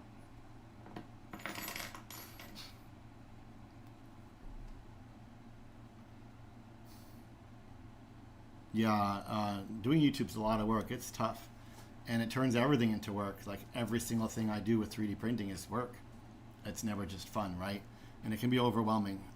There's always new technology, new printers, new stuff, new companies. Everybody wants you to cover their shit, for free. And a lot of times I'm sitting here for hours and hours and hours creating these videos, and I don't even know if it's going to get any traffic, if anyone's going to watch. I'll spend 12 hours shooting, preparing, setting up, shooting, editing, producing, uploading, all that, to get like 500 views and have it bomb, right? Or a couple thousand views, make $10. It's tough. And when you're shooting it, you don't know, like, is this video going to be successful? Is it going to flop? Am I going to make any money? Will I get any new members? Anything. So it's scary stuff. And even now, it's a Tuesday. I have to decide. Should I be shooting a long form video? Should I be shooting a tutorial for Bamboo Studio? Should I be out doing DoorDash and delivering cheeseburgers for money, But I'm sitting here and praying that it pays off. But it's almost a 24-hour around-the-clock job. It's pretty crazy. I lay in bed at 1 o'clock in the morning with my phone, answering you guys' comments and going through analytics, and it's brutal stuff. It's a lot of work. I had so many problems with the K2 Plus.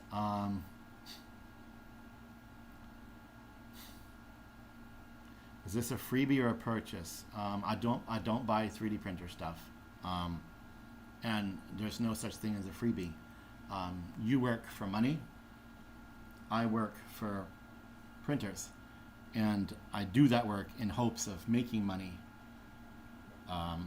Through YouTube, through advertisers, through affiliate, through members, through super chats, through all of that, because I can't pay my electric bill, I can't feed my family, I can't pay my internet, I can't buy clothes or keep the water running with a free printer, right? Printers don't pay bills, money does.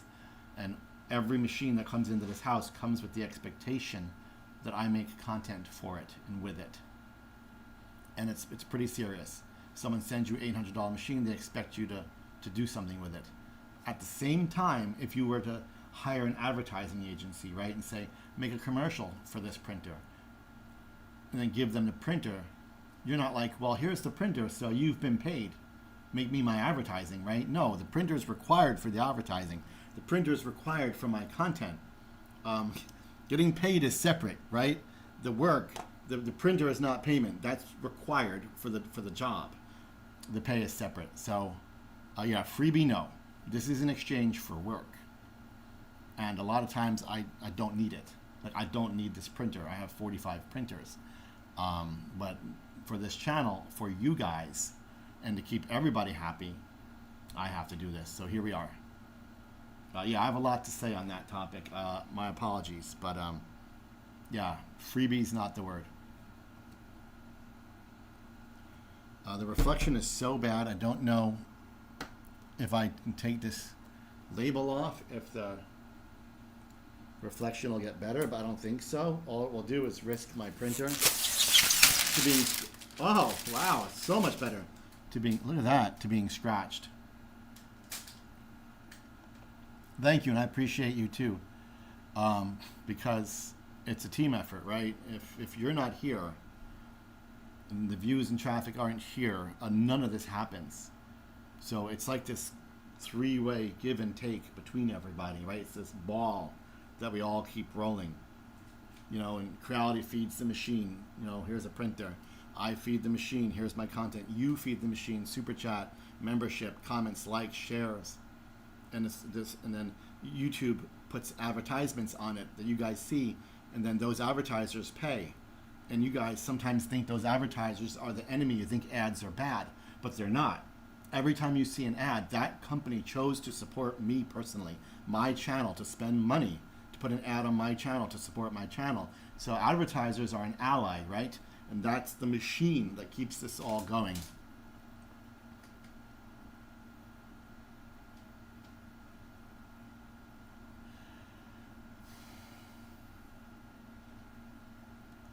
interesting for me. Yeah, it turned your. I love RC, by the way. I have a whole room dedicated to RC. I haven't driven anything, and like I can't even remember because all I do is work. It's tough, but what are you gonna do? But yeah, I feel you. It turned your RC love and hobby into a job, right? And it's interesting to realize that.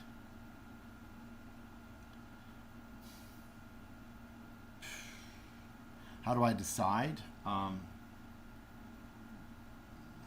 do things based on how I'm treated.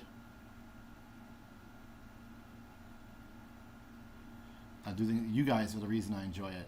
Period. That's it. So thank you, Tracy. I do it based on how I'm treated.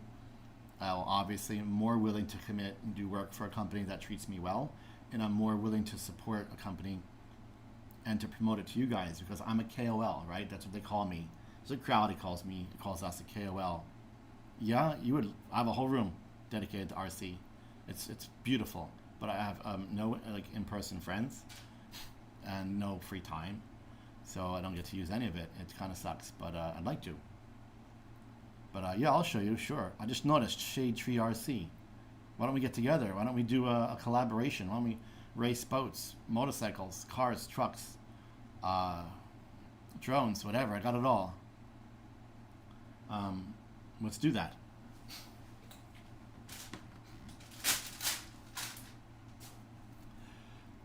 For example, you might notice there was no PCBWay videos this month because I don't like the way PCB talks to me, and I decided, even though they're sponsored videos, the only sponsored videos with money I've ever done, by the way, for this channel, for PCBWay, and I just didn't like the way they talk to me, so I don't do it.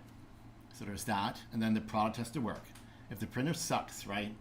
If the printer sucks, if the hardware sucks, if the software, if I don't like it, why would I want you guys using it?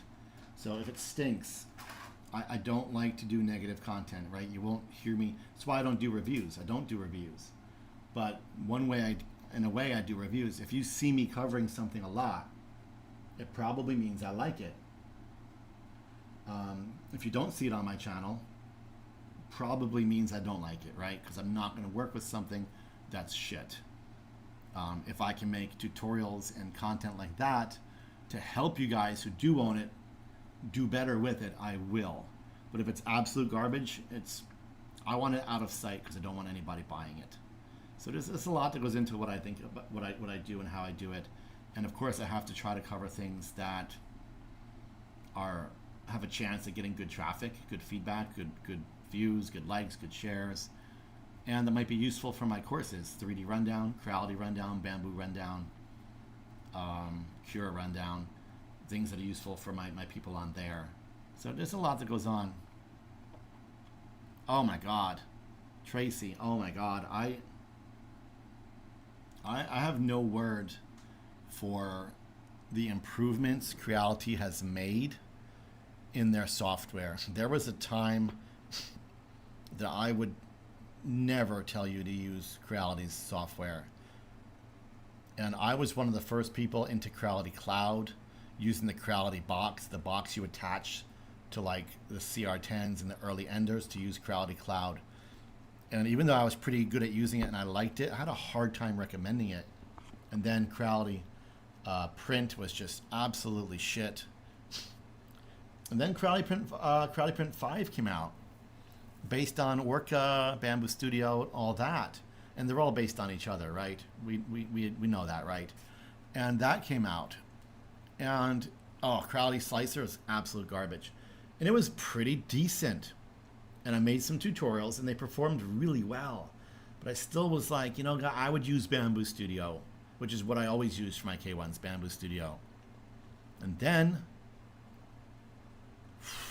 Creality Print 6 dropped, and holy shizzle. I was like, I wrote them, like, guys, like, what's going on? Like, this is really good.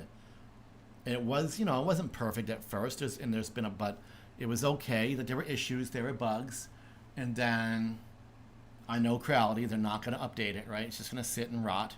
But no, they updated it. Oh my God, please get off Creality Print 5. Please, please, please. Watch my deep dive on Creality Print 6. watch my support video, watch my painting video, watch my interlocking video, get into Creality Print 6, delete Creality Slicer, delete Creality Print 5. So they kept iterating Creality Print 6, update after update after update, and then the printers were getting firmware updates, and they were being made to talk to each other.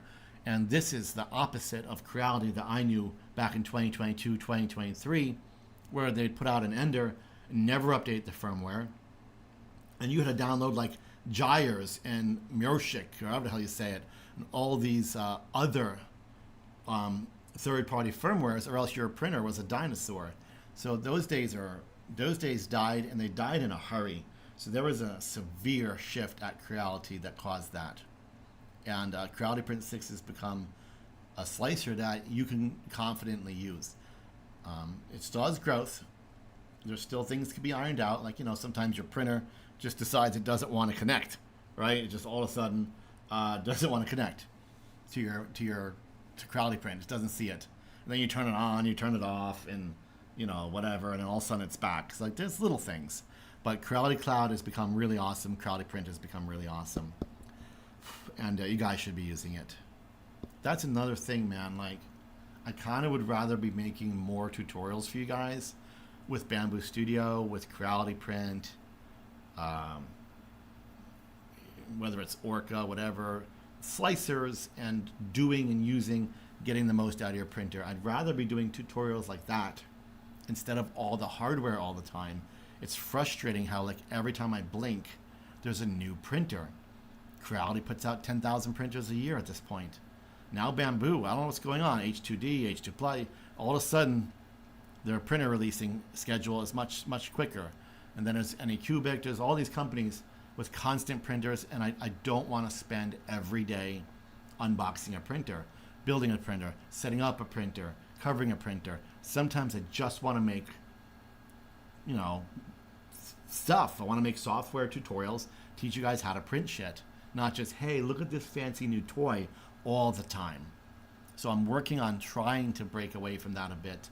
You'll notice I'm not doing the full detailed unboxings anymore, the setups anymore, because it takes days to do it. And I'd rather teach you guys how to be better at supports, how to use adaptive layer heights, how to use mesh boolean, how to paint fuzzy skin, things like that.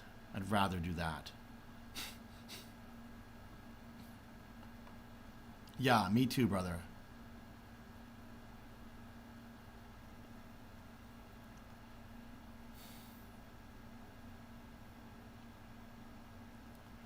Yeah, I mean, you're right in a way. I still work with old 3D printers, and I still work with Ender 3s and stuff for my shop, and I make really nice things with them, because at the end of the day, it's just a tool. Now, they have gotten faster and easier to work with, but at the end of the day, it's a tool. If I give you a hammer and nails, that doesn't make you a carpenter. The skills, the experience, the study, the education, the knowledge, that makes you a carpenter, right? Same thing with becoming an artist or a 3D printing artist, because you are an artist. So learning how to work that art form, how to get the printer and the software working properly together, combining that art, the science, the technology to make a good print. It's not always just the fancy new printer, right? So I like to focus on that. But when they drop this printer on my stoop, it's like, all right, I guess I need to work with this now. And the flip side is, if I don't, well, somebody else will, and people will go watch them. So it's a tight balance. And I'll tell you, if any of you guys ever want to make a tutorial, if you're really good at a certain feature of a slicer, you want to shoot a nice tutorial, make a guest appearance on my channel, I'll post it. That'd be really badass. Filament.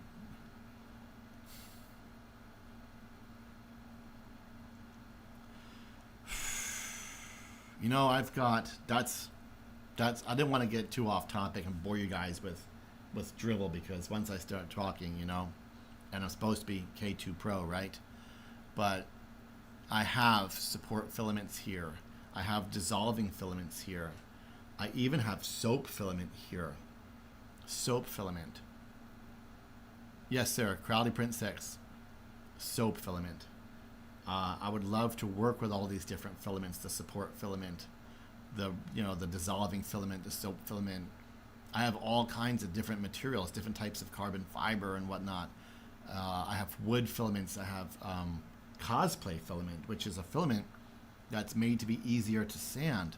Yes, I don't know if I should show it, but it's a soap filament. It prints freaking soap, and I'm dying to cover it. I wish I had a second life for 3D Fundown where I can work with all this crazy stuff. Let me see. I think it's over here.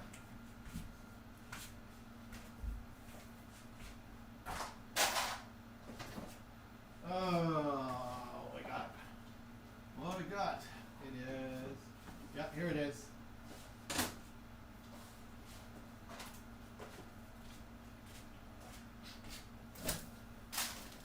So the company is Timeplast, right? And there's something you guys got to do for me. If you check it out, you got to use my affiliate link. You got to go on my channel's community tab, and I'm pretty sure I made a post about it with their affiliate link. If not, I will add one, but I'm going to cover this soon. I think she liked that one, Sharon. What? I don't know, got some stupid post. So, oh, I probably shouldn't, what is all this? Show all that, right? Anyway, so you gotta use my affiliate link because that way I make a couple of pennies if you buy it.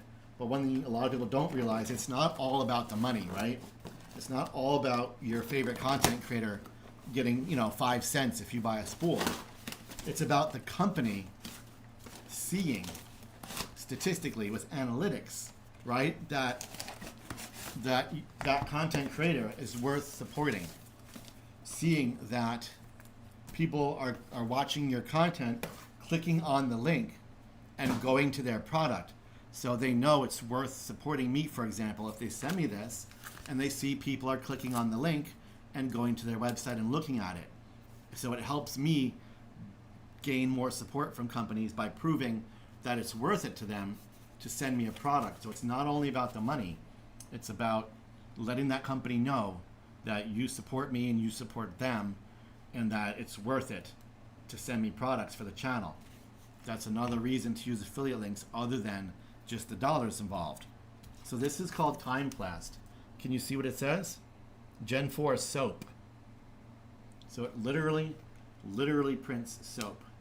And I'm absolutely dying to play with it. Right, of course. Of course, if you're a company, right, you make a product and you need to sell that product to make money to pay, your staff, to pay your employees, to pay your manufacturers, to pay your bills, to feed your family, and you need to find ways to sell it and drive sales. You need advertising, right?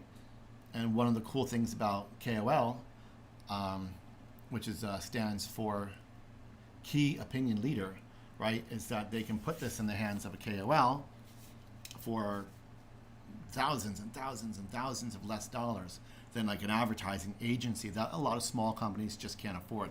And someone like me can show it and talk about it. And then you guys become aware, you click in, check it out, maybe you buy it, and everybody wins. So at the end of the day, the main goal when a company sends things to people like me is to expose it and get you to go check it out. So when you do that, you're helping me out and whoever else you do that for, and you're helping out these companies that were kind enough and took the risk to spend money that some of them don't have. Not every company is loaded with money. Their CEOs are bathing in dollars with hookers, right? That's a myth. That's not the case. A lot of small companies they're right there between, out of business and success. They're right there. So they take a risk when they send something over that I'm going to do a good job showing it, and not just, rob them blind, print a bunch of soap Iron Men and go like this, and do nothing for them. So it's risky, especially things like 3D printers, expensive accessories. It's risky for them to send it to us content creators, because if we don't show it properly, they've wasted their money. Now, of course, if the product sucks, well, tough shit, right? So we're assuming the product doesn't suck when we have this conversation. But there it is. This is the soap filament. I've got a barcode right here. You guys scan me to start 4D printing. But you're not going to scan that, right? Oh, it's a video about how to get best results. Maybe you want to watch the video. You're going to click my affiliate link, remember. Anyway, that's that. Let's get back to the K2 Pro, which I guess we will try to print soap with at some point, right? I wonder if I can find the link. Hold on, I'm going to take a quick peek if you guys don't mind. No, I'll never find it. I only have one post, I think, so far, and on my channel about the soap filament. Oh, I typed in soup. How do you spell soap? Soap. Yes. No? No. No, maybe I don't. I'm just perusing my my channel real quick to see if I can find it. Someone find me the post on my channel in the community tab and paste the affiliate link in the description. Someone be a pal and do that.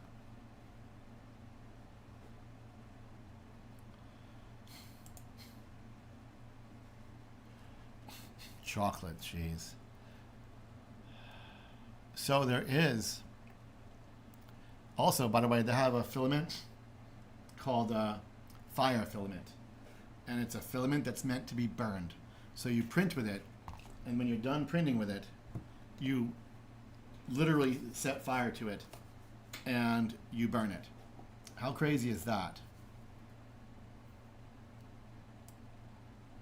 Just fixing my tab here, guys. So they wanted to start with the soap filament, and then they'll send me the fire. But I haven't done the soap yet, so no fire for us yet.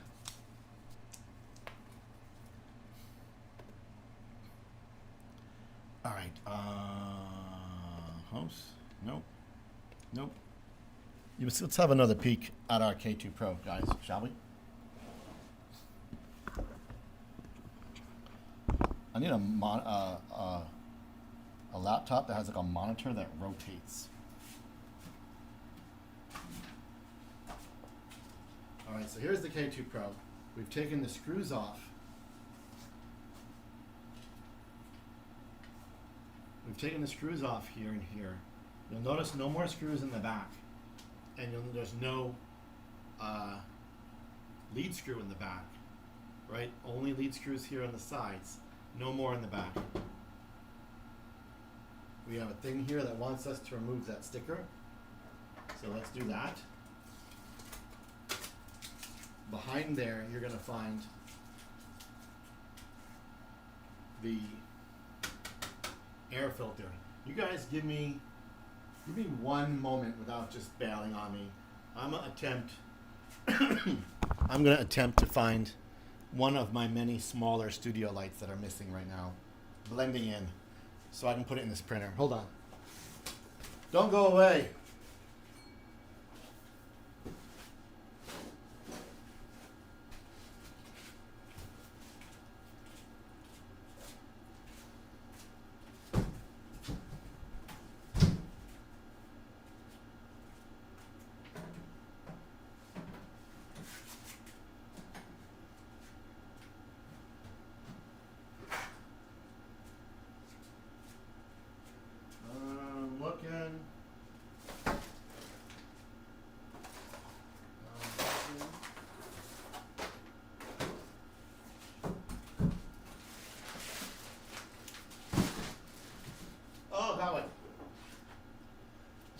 I have three and I can't find them. I got one. So here it is. This is your filter. Right there, it's a carbon filter. Nothing fancy, but it's better than nothing, right? Speaking of filter, it looks like Creality has a new product coming out. It's some kind of 3D printing air purifier. I don't know much about it. They didn't include me for some reason. I haven't seen it. Reach up right here. You're going to find another piece of foam.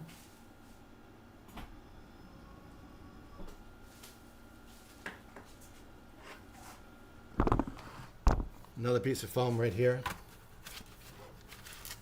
You need to be real careful. This one's a pain in the ass to get off. I'm going to feed it over the top. It's right here, this giant thing. Yank it out. And that should be it. Can you guys see the poop here?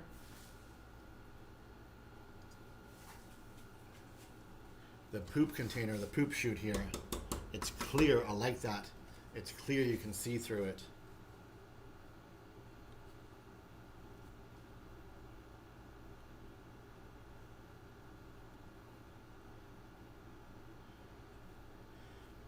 My mother's asking me to run over her house. I don't know what's going on.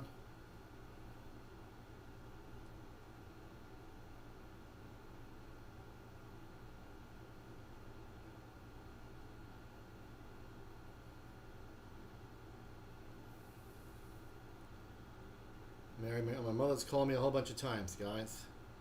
Hopefully nothing going on here. 4 or 5 times. Just checking real quick. My apologies.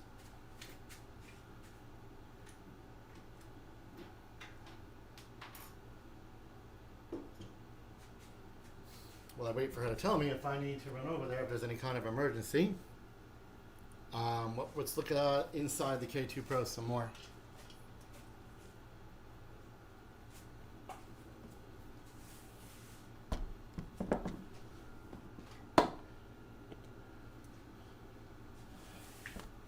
So here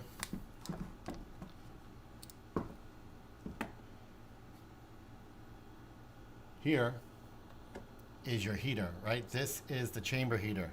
I believe in the K2 Pro, this chamber heater was back here. It was larger back here in the middle.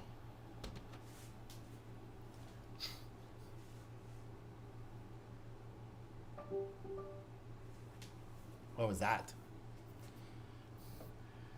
And notice they have a sign here that says, please clean the waste residue at least once every 24 hours to prevent blocking the waste outlet. That's interesting. Let's bring the K2 Pro hot end over, shall we?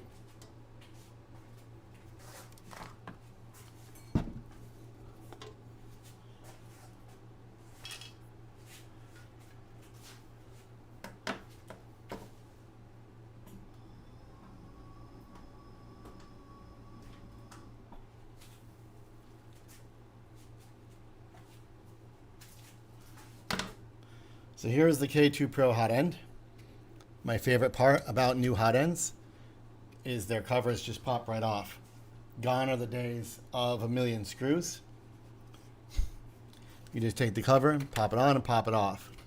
I do feel like the K2 Pro's cover snaps on and off easier than the K2 Plus. So that's interesting. And this is the extruder. The hot end has any and all revisions that the K2 Pro got. Creality gave the Pro, K2 Plus, I should say. Creality gave the Pro those updates right off the bat.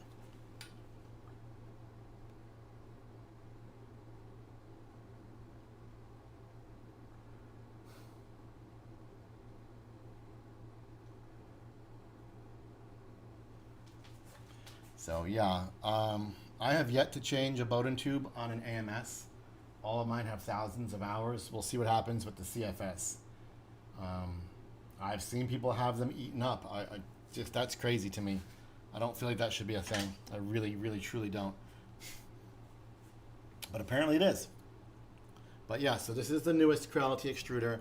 This should be the same one you get on your K2 Pro today. Of course, there's your heat sink. This is the new ceramic. This is the ceramic heater, so it's a ceramic tube underneath the silicone boot. The very first ceramic that they made was the Spider. I don't know if you guys remember the Speedy Spider.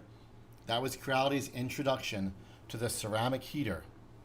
And I did an install video on my Ender 5 Plus. Ultimately, I removed the Speedy Spider and went with the Spider 3 Pro on my 5 Plus, which I'm still using to this day.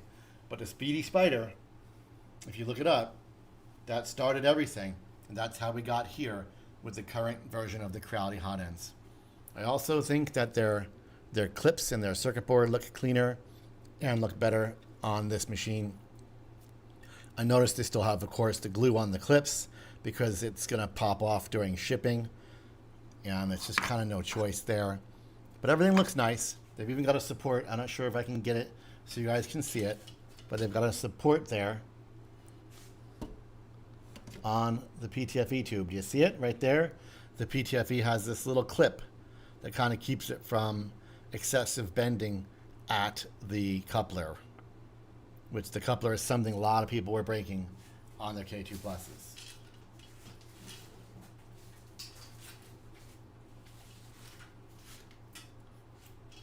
I'm not used to a webcam that doesn't have a preview. I'm used to having a preview screen when I shoot a video to see what the hell my camera's seeing, but not the case. Not the case with my webcam here.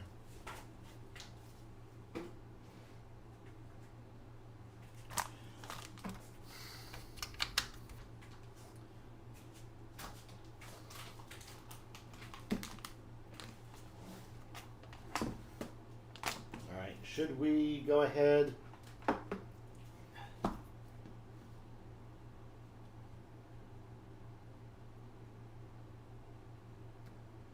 Yes.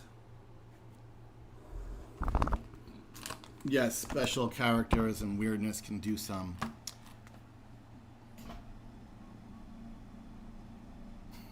weird stuff.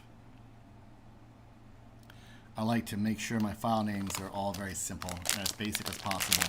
But I add all the details. Like, for example, if I'm doing a dinosaur, I'll be like OT3D, the name of the person who modeled it. I'll be like OT3D, T-Rex, 125%, CP6, K1 Max, and save the project file. So now I know the file name, who made it, what slicer I used, and what printer was sliced for it within that project. And this helps me a lot when I have to Google search for something because I don't remember what the hell it was called, right? I can search on the model name, the modeler, the printer, the slicer, you name it. Or when I come up with a project file, and I'm like, is this a Creality print project file? Is this a Bamboo project file? I don't remember. So those names help, but I avoid like characters and symbols and whatnot.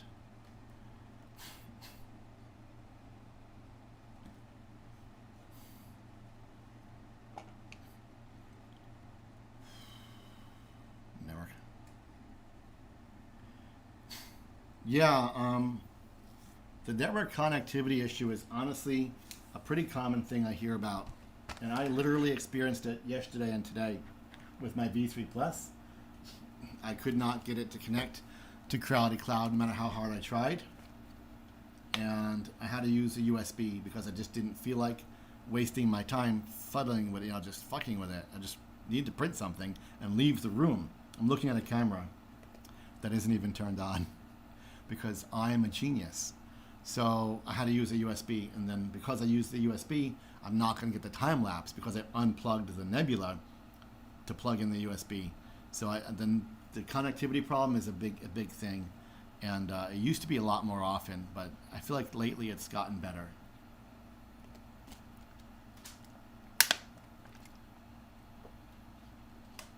Should we you guys been with me forever. I don't have a lot of viewers, do I? 13.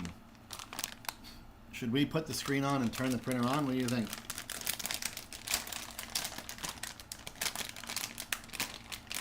Or maybe I'll bounce and we'll do that another time? I don't know.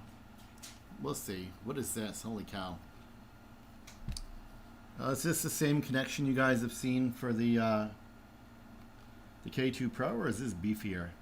This is the Pro, so the Plus. You guys think this is beefier than your Plus screens? It's been a minute since I did my Plus. I want to see stars next to you guys' names. That means you're a member. I want to see stars, so go ahead and get that star going, will you? Come on, don't wuss out. It's like the price of a cheeseburger or a Starbucks coffee, which, by the way, I want. I want a Starbucks coffee. Where'd my hats go? I had some hats, and now they're gone. Far close. Oh, it's on the floor. I really like my Creality. Oh my God, they're together. Look, both hats are stuck together. I really like the I Am a Maker with Creality. I think it's a pretty nice hat. So let's get the screen on, shall we?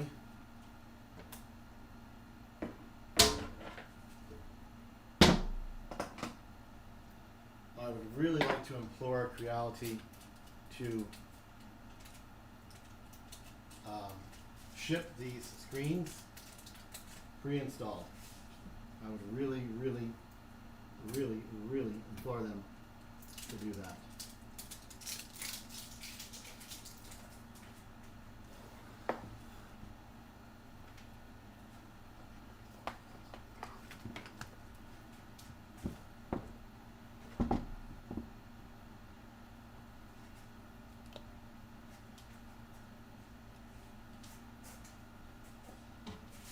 So we're going to get this cable that's back there, and we're just going to feed it.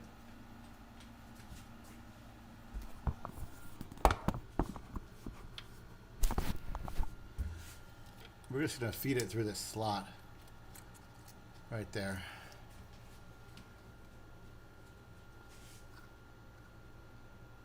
And the screen actually has a pretty nice graphic on it to tell you how to connect it. But it's still hidden way in there, and the cable's really short, and I do not like this. There has to be a better way, a better connector, a longer cable, a way to remove this bracket, take it off, but then you couldn't put it back on, right?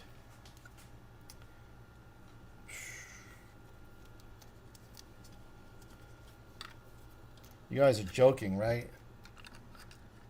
Would it cost you 5 extra cents to make this cable longer and have people not break their machines and then return it to you?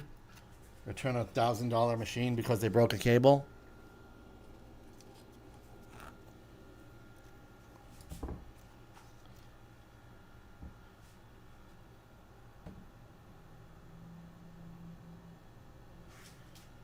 Also, yeah, look at this. Look at this. It's positioned all the way up against the side rather than the middle, which is putting pressure on the cable that I don't like.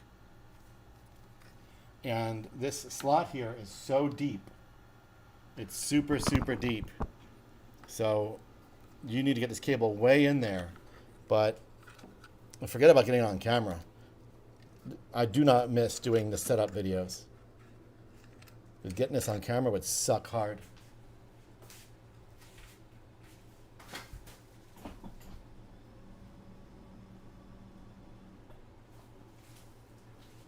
Oh, Flexi Spot. How I love thee. Someone buy me a friggin' DJI Mic 2 so I can clip this thing to myself with Bluetooth. Holy shit. I don't know if my cable is just shorter than usual or if they're all like this, but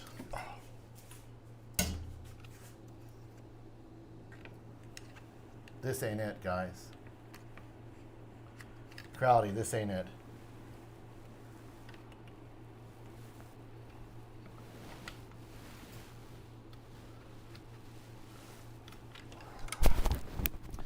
All right, place your wagers. Do we break?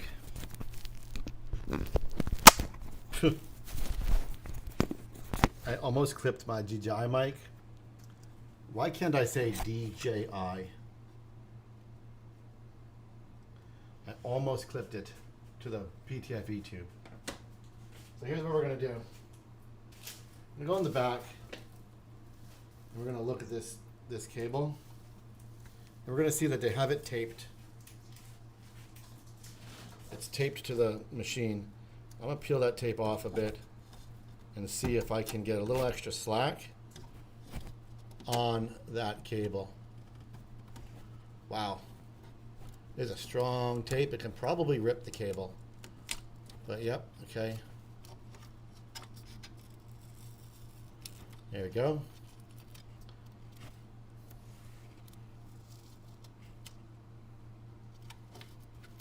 See if I can get it a little bit more there.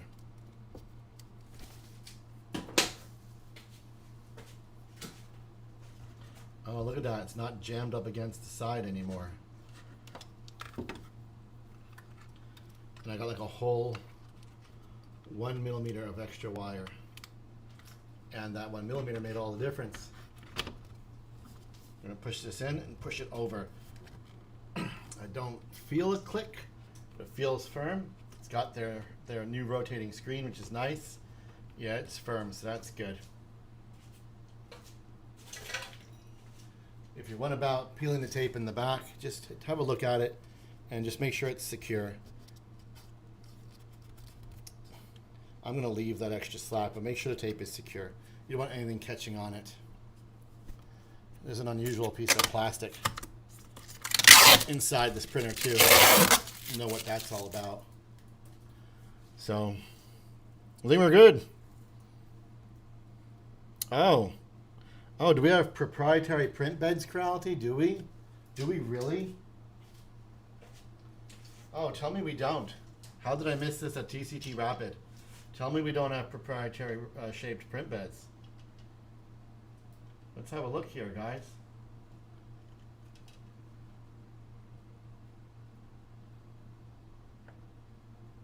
No shit, right? Like 1 inch of cable.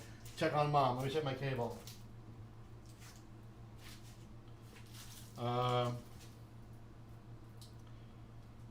said I'm on a stream. Should I stop it? She said no. But she said, can I pop over there for a minute? Alright, I guess she's alright. So, this is... What am I seeing here? Wow. So we do have a proprietary print bed here. This is what looks like a bare nozzle scrubbing spot. You see it? And I hate to say it, it looks like it's breakaway.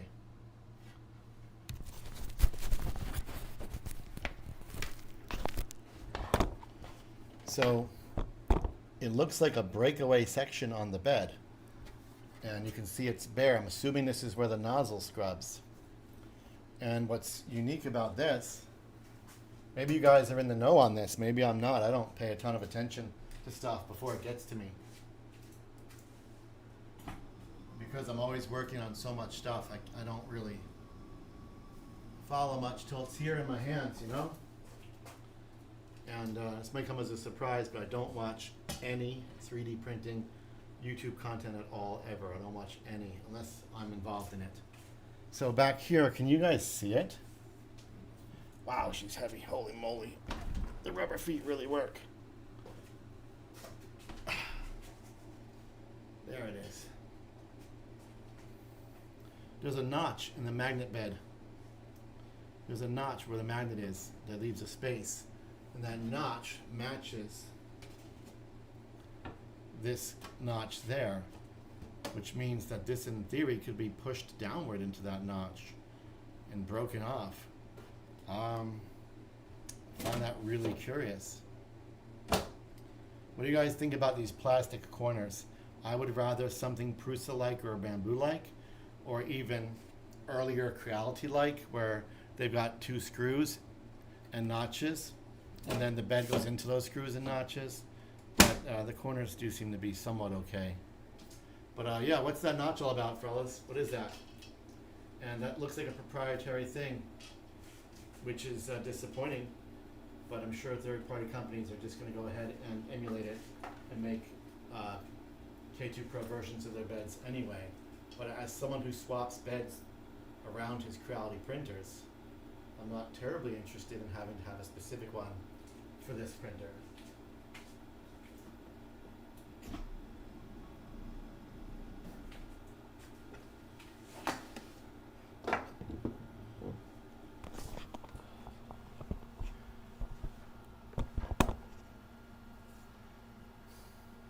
Is the, am I, are you, does the Plus have that cutout in the magnetic heat bed? Does it have the cutout on the bed too? I don't remember that cutout. I could be wrong. I can go get it.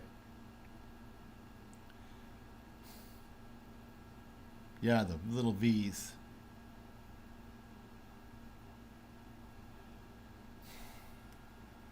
Let's find out, shall we?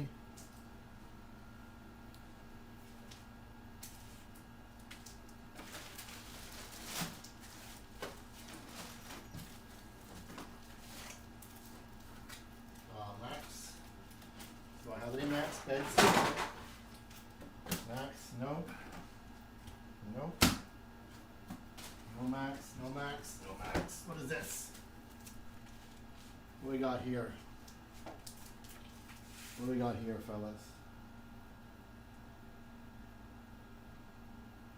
Creality low temp bed.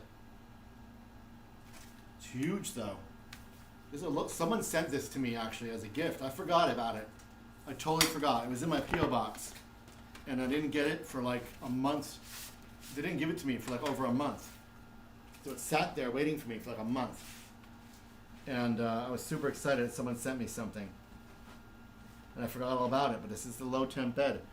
If you're here and you sent this to me, that's really cool of you.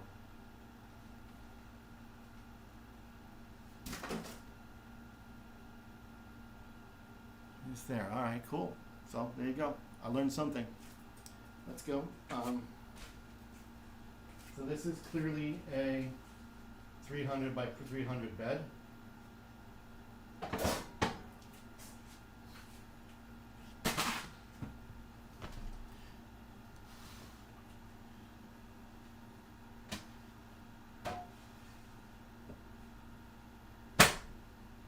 Perfect. It's a perfect, beautiful fit. So the question is, do we need that cutout in the back? Do we need that little missing notch in the magnet? Do we need that little notch in the bed, which basically is like a soft spot because it can flex because there's space under it. It can flex. I'm going to talk to Creality. I want to hear from their engineers on what their thought process is to why we need that unique feature. But yeah, this is the cool plate for the Max, and you can see it on the K2 Pro, no problem. Well, this thing is shaky, terrible, huh? Not screwing in very tight. Sorry, I'm talking to myself. My this mount here is it's breaking. This is a awesome MagSafe mount, so you can. I can take my phone when I'm shooting like a short with you guys, and just. Oh, is this not a MagSafe case, or is it? Oh yeah, duh. There you go. So, I put my MagSafe phone. I can turn it this way. I can turn it this way. And then I just take it off, put it back on, take it off, put it back on. But it's getting a little loose. It's just 2 small screws, so we can fix that. We can fix everything. We're like RoboCop, right? They'll fix you. They fix everything, right?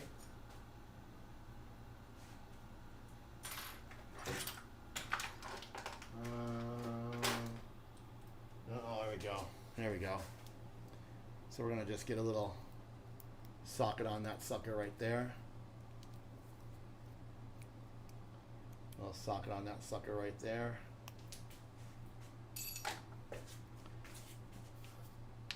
Screw it back on. And, oh, would you look at that? Solid again. Perfectly solid.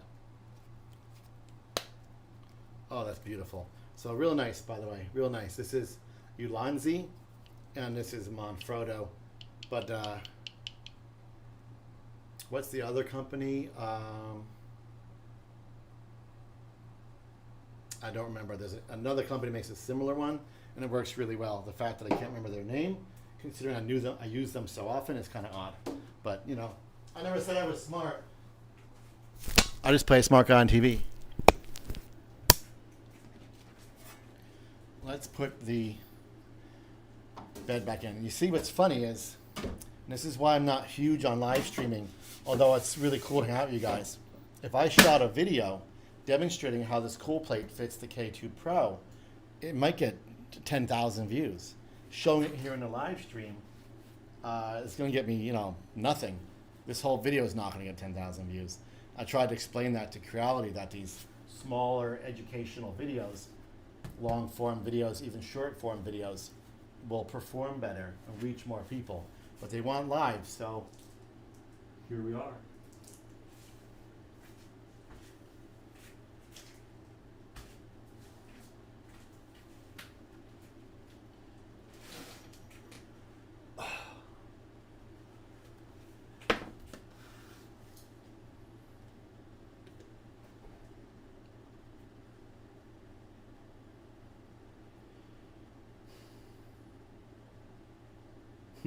Yeah,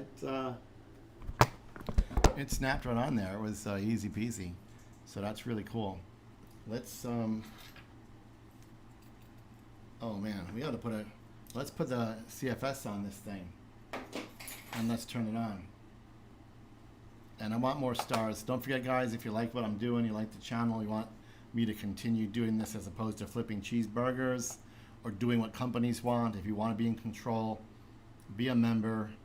Use the super thanks feature, use affiliate links, share stuff, all that kind of stuff. It's all helpful. You'll see some people have a star next to their name. They're members, and appreciate you guys very much. And I hope we can get to a point where there's enough members that I can do more member exclusive stuff. Holy shit, I almost did too until a second ago when I basically tripped over it because it's on the floor here next to me. And I like the CFS next to my printer. I don't like it on top. Let's see if we can do it that way with all my gear all over the table. Let's see. And let's see if I didn't lose anything like important screws, because I probably did. Okay. Close the lid. The door there. Oh, I had to put the lid on. That's important. Right, we want the lid. This camera has such a nice wide angle lens. eMeet, I'm impressed. eMeet, who would have think a company named eMeet makes such a nice camera? I'm gonna be honest with you guys, I usually don't even bother with my covers. I just keep them off. I really never have covers on my printers.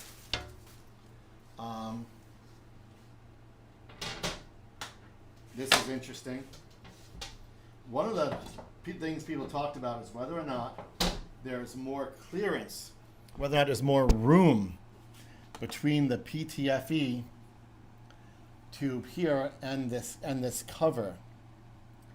And you know, at TCT Rapid I was asked, and I said no, because I kind of measured the K2 Pro and the K2 Plus. I stuck my finger in the machine to compare the space between the hot end and the cover. But I don't know. It doesn't seem like it's a real problem. You can see it under there. So what do you guys think? Is it the same space as the K2 Plus, or is it improved?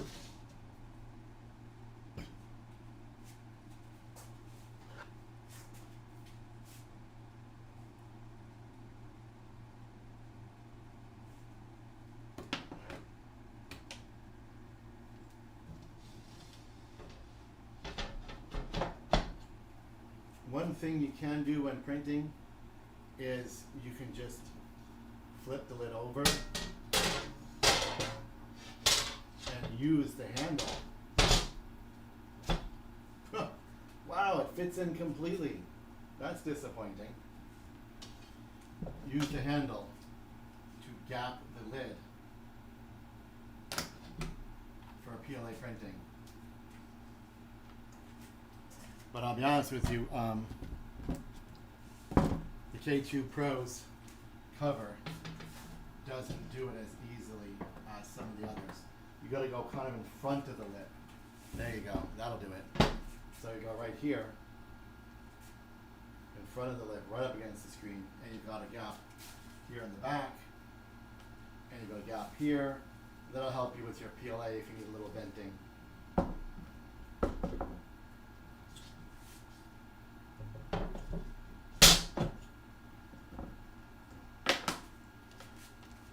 Of course, we could also just take the lid and pick it up and slide it forward some and gap the back as well. You could always just do that as well. Or in my case, I like to just take it off and forget where it is and just toss it on the floor. Like there's one of my bamboo. One of my bamboo lids is just right there because I'm not using it.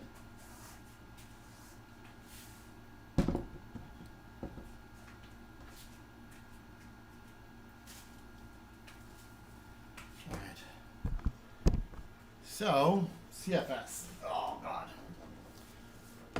CFS. She's big. She's bulky. She's large and in charge. Swedish Forge from Sweden. Hello, Sweden. Greetings from New Jersey, USA. All the love to you and to everybody worldwide that I am so lucky to get to reach and interact with. It is the coolest thing ever. Cleanest studio. My studio is an absolute shit show. It's a freaking disaster. It's a goddamn nightmare. It's so bad, man. But I'm super disciplined about how I present myself on camera. But I am just an absolute cluttered nightmare of a human being. And there's so much going on. It's ridiculous. But right here, for you fellas, you guys get the premium treatment. No clutter, no logos, no neon lights, no Iron Man statues, no look what I printed. Just content, man. Just for you guys. And the what are you talking about? I am offended. I am offended that you would even suggest such a thing. What is wrong with you? I thought we were friends. To suggest that I would have a mess hiding at my feet and that all of this is just an absolute bullshit, smoke and mirrors, if you will, is very offensive to me. And you should be ashamed of yourself for even suggesting as much.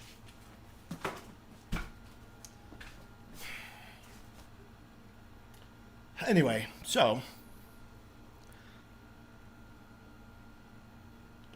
there you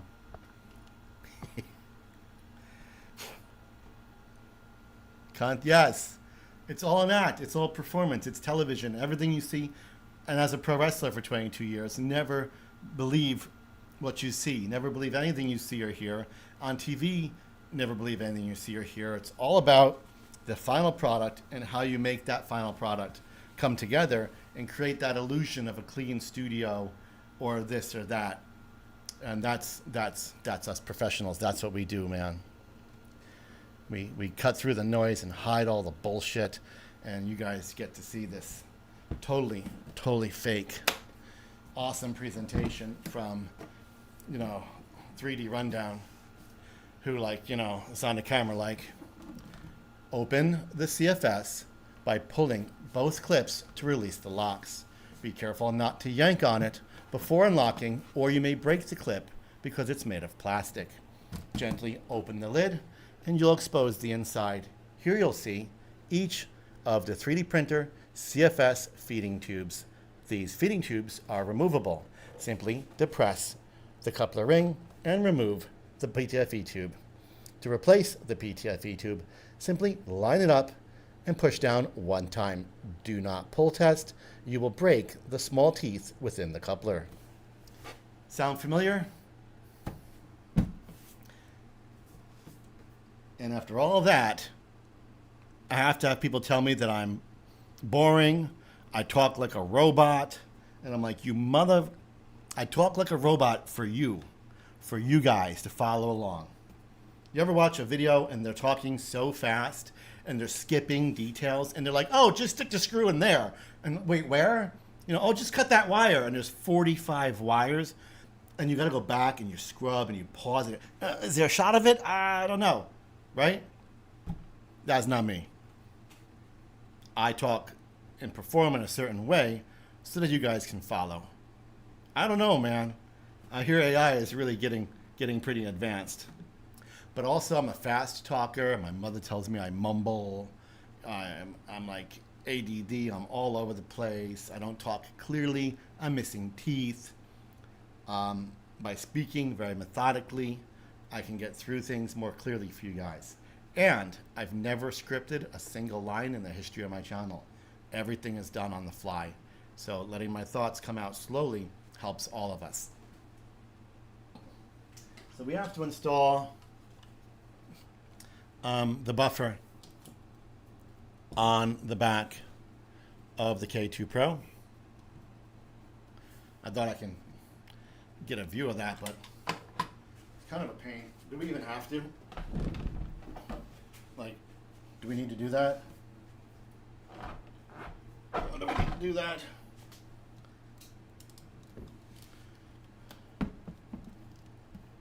So there's the back of the K2 Pro.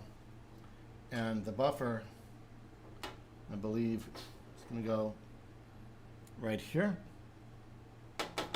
You'll notice I did not install the filament spool holder. I'd rather use a feeder, like a roller, or of course just use the CFS. Fuck off, Mr. Man from Sweden.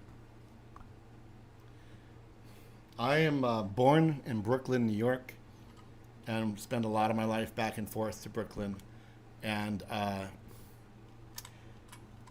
raised in New Jersey. So it's both. It's a Brooklyn and New Jersey, go figure, and it's North Jersey, which I absolutely hate. I'm a South Jersey person. I love the shore, the beach, the water. I love all that. From Boston. I got some friends in Boston. All right, so Creality. I might be in trouble, guys. I'm not sure if in all the chaos we did something to the buffer. Praise to baby Jesus.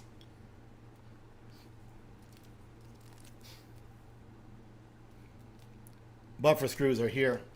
So if you're looking for them, they're in the bundle with all your 485 cables and PTFE tubes. They're in there. Now everyone's going to be like, you know, you can also put the buffer on the CFS. Yes. Yes, I know. Thank you.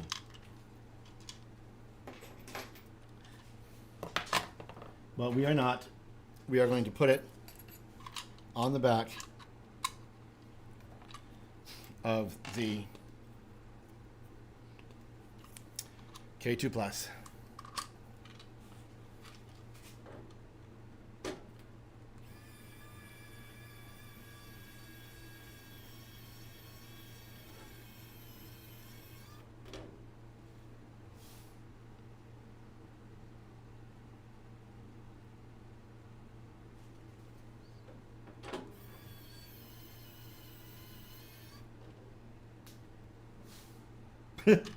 Are we sure? Oh, I dropped one.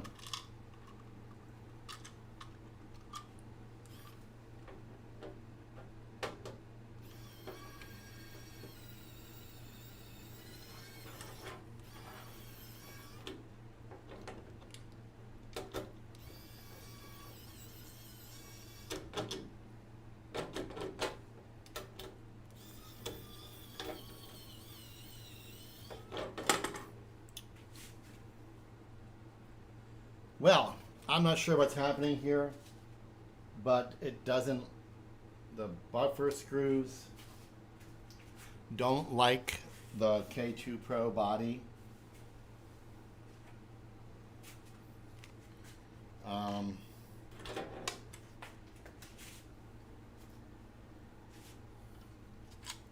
Let's see what's going on here, shall we? what we're going to do is put the screws in without the buffer.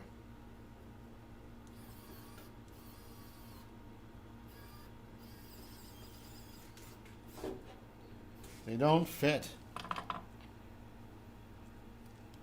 Am I putting the buffer in the wrong place, guys? Somebody save me.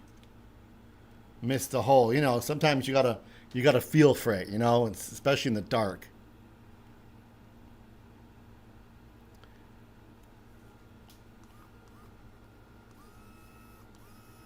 You are hard of hearing. Yeah. And I have some people that are hard of thinking. Oh, it's not, it doesn't fit. It doesn't fit. It's the wrong size bit. Here I was trying to be fancy and I was like, oh my God, I picked the correct bit first try without even, you know, having to think about it. Just picked up a random bit and it fit. I was trying to show off. And it's the wrong size bit. So let's get the right size bit if you don't mind, because it has to fit, you know? Size matters. They say, oh, you know, it's the motion in the ocean. Yeah, okay.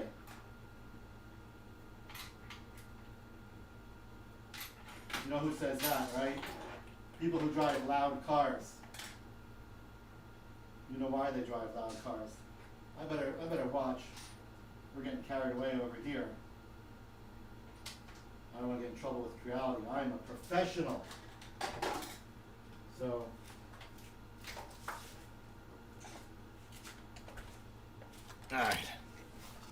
Alright, we got here. I guess I'm just gonna manually do it because I don't feel like looking for the bits and I don't have them organized well enough because, well, who's got time for that? So we'll just put this in here. So I thought the screw was turning, but it wasn't, and that's why it wouldn't go in.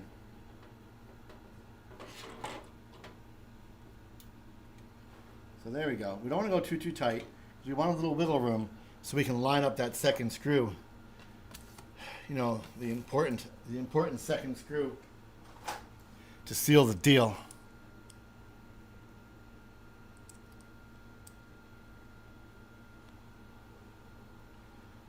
No, I'm gonna disagree with that. It's the loud cars. It's the loud cars. It's needing to make noise, right? The midlife crisis is something feminists will say.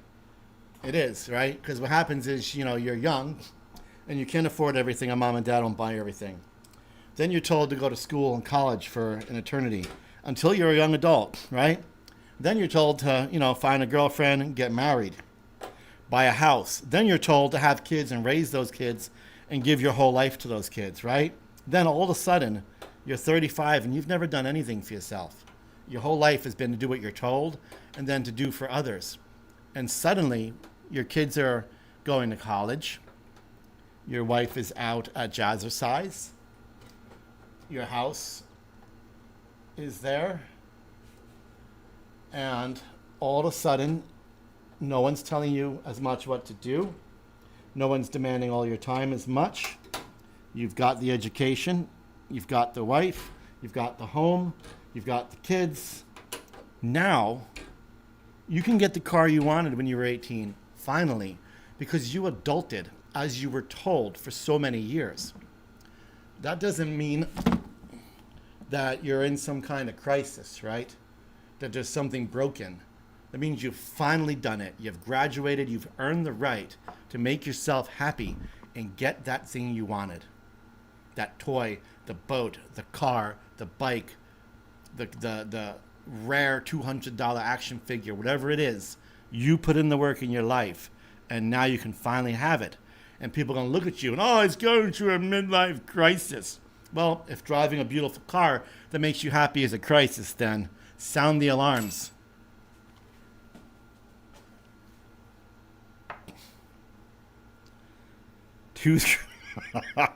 Not not today, guys. You go to the mall, they're like, the people are walk around the mall in their underwear. It's probably the first date now. It's sad, but true. Let's get a PTFE. You guys can't see my face. Let's get a PTFE on here.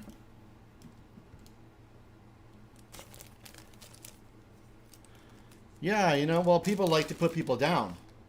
It's truly that simple. They like to put people down. They like to hate on people. They like to discourage people. They like to find the reasons that people don't deserve to be happy. And a lot of times it's if you've done something for yourself that makes you happy, you don't deserve to be happy. That's a bunch of BS, guys.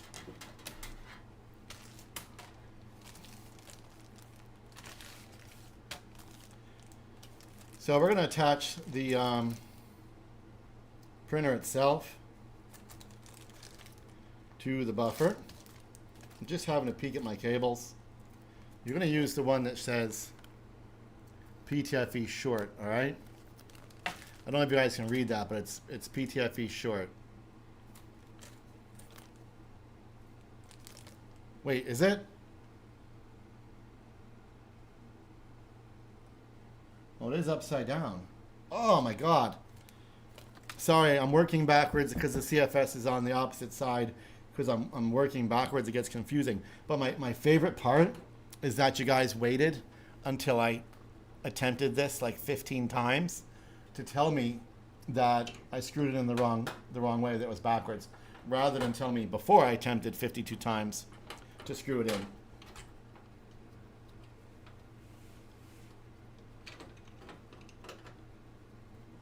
I'm gonna tell you guys another pipe bomb, right? And another truth bomb that you don't want to hear, okay? You got to live your lives. You got to do what makes you happy, right? You have to, because midlife, like middle-aged is not 45 or 49 or 40. Middle-aged is like 35, right? 35. Double that, you're 70. What's our average life expectancy? Hey, Google, what's the average American life expectancy for a male? The 2023 average life expectancy in the United States of America is 78.39 years, according to World Development Indicators. All right, so 78, and that's on the high side, to be honest. But, so 35 gets you 70, right? So by your late 30s, you're middle-aged. I got news for you. You're middle-aged. If you're not living your life, you're in a lot of trouble, and you better start.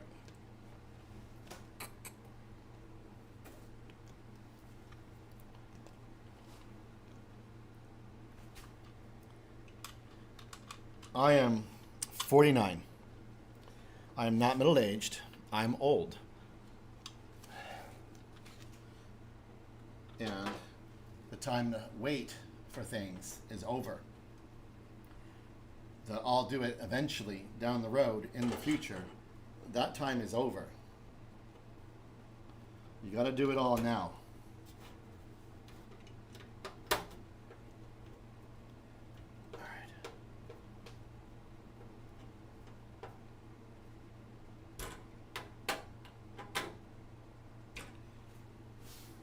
Y'all happy now? It's installed correctly. We're going to take our tube, tube, PTFE short. The best part is that I put it on backwards, and there's literally a photo that like shows you, you know, where it goes. And I still put it on backwards. No, the CFS doesn't dry anything. Unfortunately, it's not drying. So you're going to want a space pie of some kind. I would go for the double, the space pie plus. But if you have the bucks, the space pie X4 is a really, truly phenomenal piece of kit from Creality. It's very, very nice. And that is the way to go. You can keep desiccant inside your CFS and keep it closed. And there's very little air, right? I mean, how much air is in that CFS? So keeping it dry, it really isn't terribly hard. I wouldn't panic. If you're in a high humidity area, if you're in North Jersey in the summertime, it can be tough.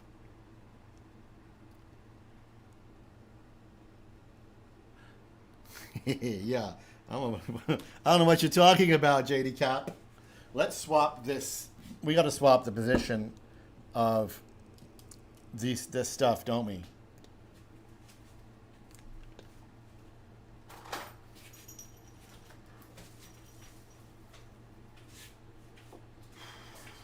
know what else we have to swap? I haven't had breakfast yet.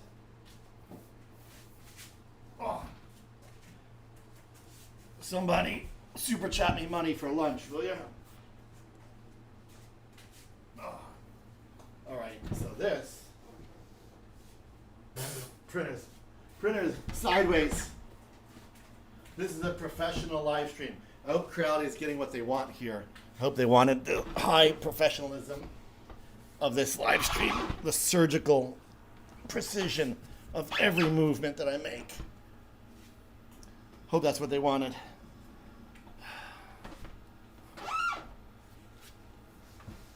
All right. Let's get our tubes on. You guys might notice a lot of times I keep my doors open on things, and now you're seeing why. It's to prevent the reflection of my space. So by opening the doors, it prevents all that crazy reflection. We are going to run a long tube from the back of the K2 Plus to the back of the CFS.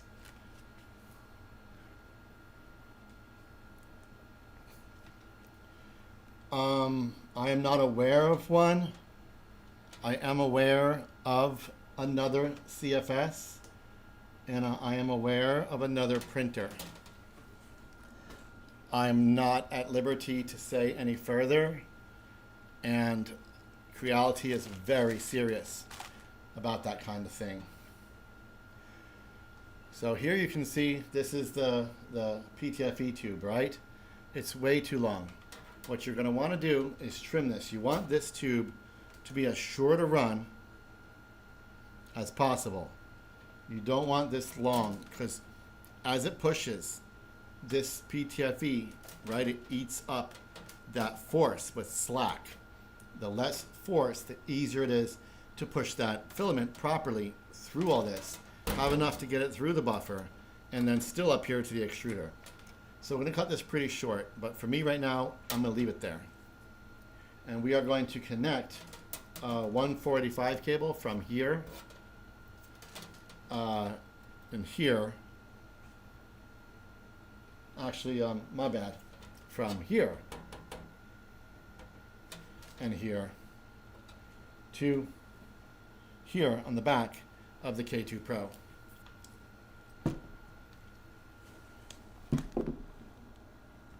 One thing you guys don't realize is the amount of physical labor to do these videos that I do. Like right now, to get the shot of putting these cables on, I have to physically turn the printer and the CFS around, and it's not just the printer and the CFS. I would have to disconnect the cables and everything to make that more possible, and it's really super challenging to have to do that.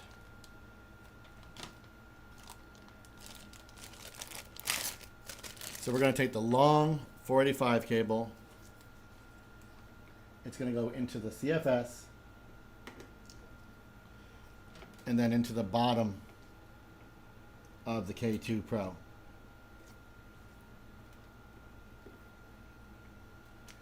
And then we're going to take the short one.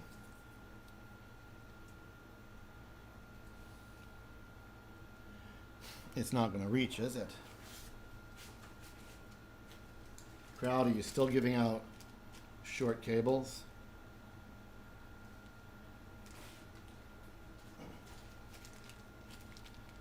You're still giving out short cables. So this is only going to get you to the top, friends. This cable right here is only going to get you to the top if you're mounted to the top. So from the top of the buffer to the top of the CFS. Well, I'm going to go grab a longer one from the floor over there. We're going to use that instead.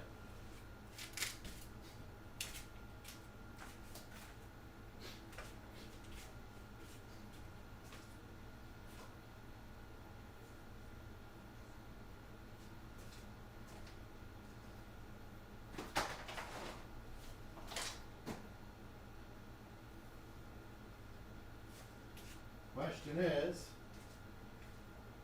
do I have one that it's long enough to reach.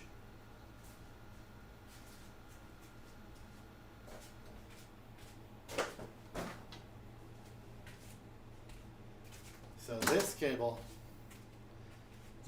here, which is really nice, this is a any cubic cable. Guys, I'm going to remove the fill light. That's going to help with the nasty reflection on the side of the K2. This is a 485 cable from any cubic from the S1. Oh, it's not. Darn it. It's not a 485. It's their proprietary cable, unfortunately. You see it? It's got this little tiny 4-pin and then goes to regular size. Companies should not do this. How about this one? No, too short. I think we're putting the CFS on top because I think I'd have to go all the way upstairs to get a longer 485 cable, and who wants to wait for me to do that? I'm going to tell you the truth. You're probably not going to like my answer. I have never had a mesh issue with my K1 or my Max at all, and I print corner to corner all the time. I've never even looked at the mesh. Literally never looked at it even once. I just print constantly. Awesome for the CFS. Interested in the new printer, even though they just dropped these two. Yeah, I can't say anything else at all.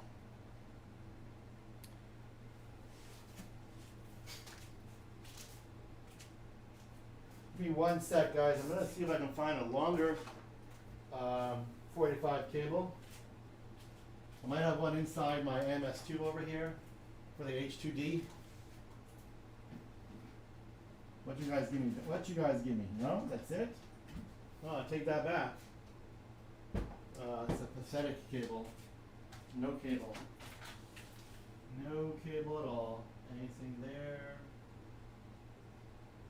Where are my H2D cables? Remember we talked about how organized my studio space is, how clean, cleanest ever? Guess again, fellas, it's a disgrace. Anybody want to come help me organize this? Because that would be wonderful. Here it is.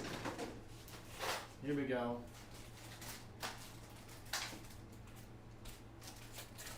Let's see what we got. So we got AMS Lite 6-pin. AMS Lite 4-pin. What do we need, guys? 6-pin? 6-pin, right? 6-pin by 6-pin. So, yeah, AMS Lite 485 to save the day. So when your printer does an auto bed leveling mesh, right? An ABL, auto bed leveling. It's going to touch, right? Touch, touch, touch, touch, touch, touch, touch. And it's creating a map of your print bed. And that map is basically, depending on how your printer does the leveling, it's taking a 0 point, which might be the center of your bed, for example, and then giving a plus minus for each of those points to the whole map of those, thank you, is drawn, and that's your bed mesh.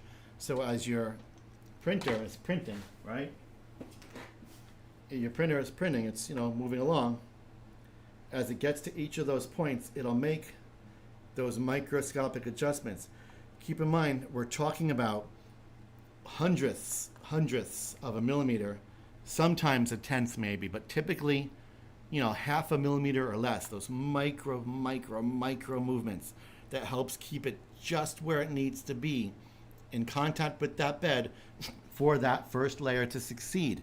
Now that's your bed mesh, and your bed mesh starts at your Z offset, and that is the height, the initial height between the bed and the nozzle. Again, keep in mind it's only the first layer, that nozzle, right? That Z offset's only the first layer. Because once that first layer is done, the printer will go up by your layer height. So if your layer height's 0.2, right, your layer height, the nozzle goes up 0.2. So that Z offset doesn't matter anymore. It's now gone up 0.2, 0.2, 0.2, 0.2, 0.2, 0.2, hundreds of times. Only that initial height matters. And then your Z fade is with each individual layer, the amount it adjusts for that mesh is less and less and less and less and less. The compensation is less until it's 0, no compensation anymore, and it's just printing. And this is a setting you can adjust, but in today's day with newer, more advanced printers, better meshing and better calibrating, that's not needed as much. But in the older V2s and such, that was kind of a big deal.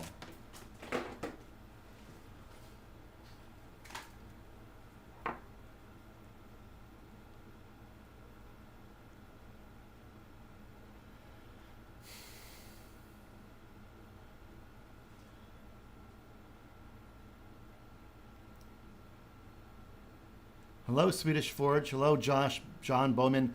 Hello, Serene Sleepscape Sounds. I notice it says subscription. Am I? Hello? Oh, Phenol, my first new member of the stream. Thank you so much. It means so much to me. It's so helpful. And to sit here for hours and hours to see actual results is really great. Thank you. I appreciate having you, and I will continue to do everything I can to make being a member worth it. You'll have access to my private share folder called the Member Library. It's full of user manuals, firmware updates, drivers, test models, things like that. Member-only posts and stuff. It allows me to speak to you guys without companies seeing the posts, because companies aren't members. And it allows me to know I can sit down and record something, and there's a couple of bucks coming in. I don't have to 100% rely on YouTube ads and that kind of thing. So memberships and super thanks are absolutely super helpful for all of us. So thank you.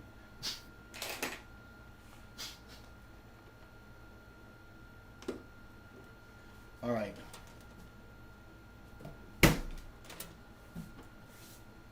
You guys need to see the setup. I'm glad you learned a lot, man. That's my favorite thing. I love to entertain, and I love to teach.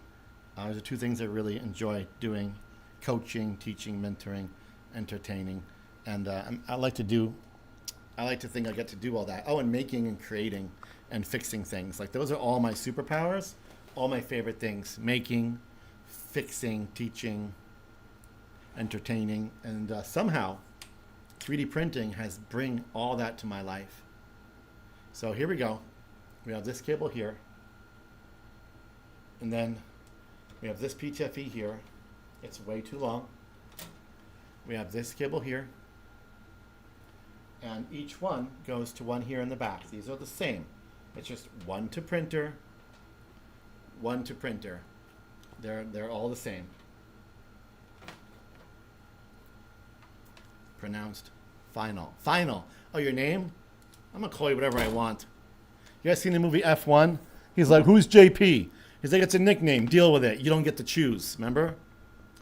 So yeah. So Final's your nickname. You don't get to choose.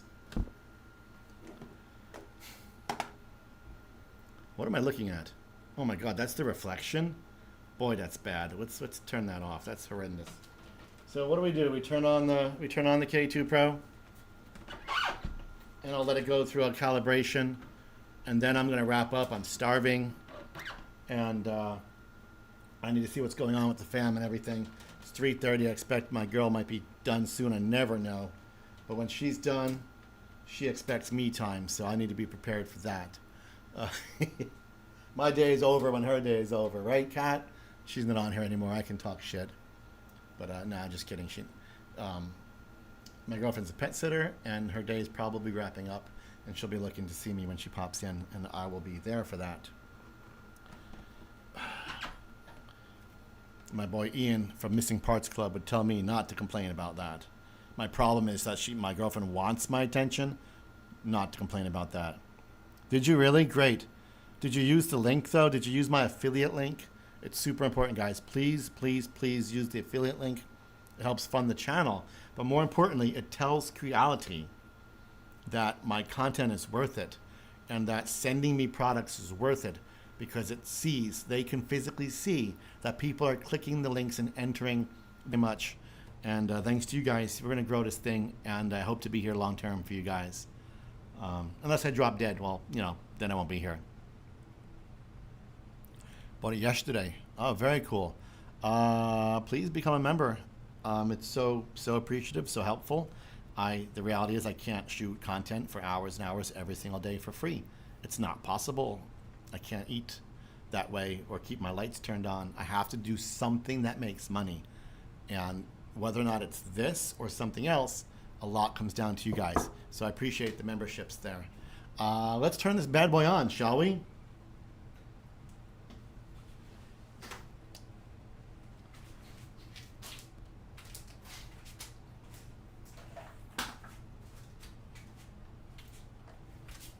I almost want to test it with the Panda Power. You guys seen the Big Tree Tech Panda Power? So it's a plug that goes between the cable and the printer. And it adds a USB-A's and USB-C port, which you can just put on your desk and have those extra ports available. Yeah, you know, I'm very blunt and very straightforward. I'm very open book. And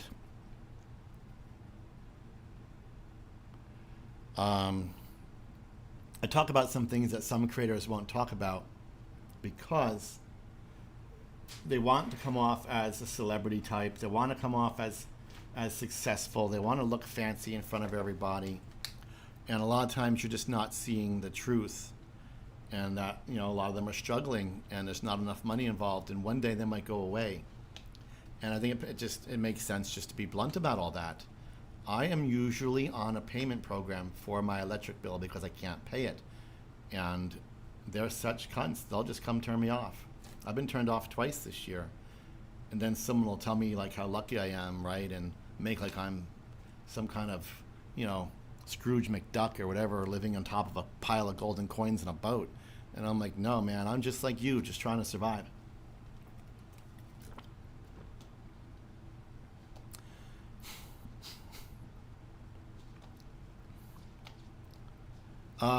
Yeah, you know, some people like that about me and some people don't, but I'm straight and blunt.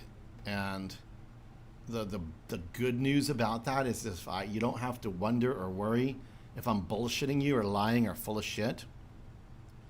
If I tell you something, you know it's the truth because that's how I talk, right? So I like being that way. Hey, look who's a sponsor. God bless you. That's 3.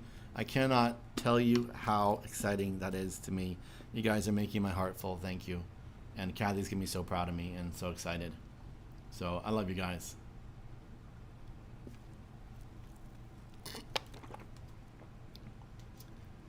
Am I missing some?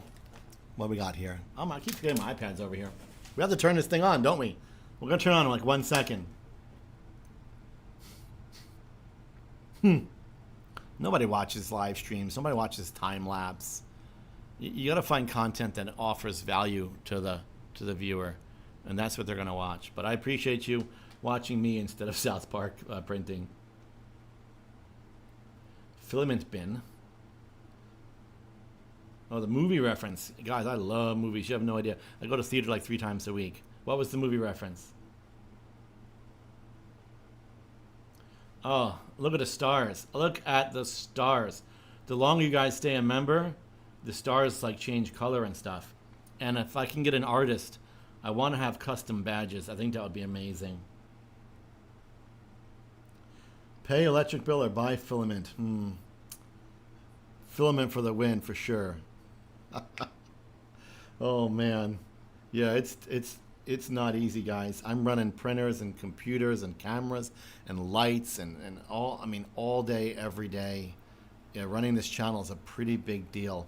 It's weird. You get to a certain point, right? And it's not funny anymore. Like everything just gets exponentially bigger, and it's a hurdle to try to get and survive past that level, to be bigger and afford it and to continue growing. It's not easy. But you know, if I got to turn off the power to get filament, what are you going to do, right? Wait, this isn't a Creality giveaway.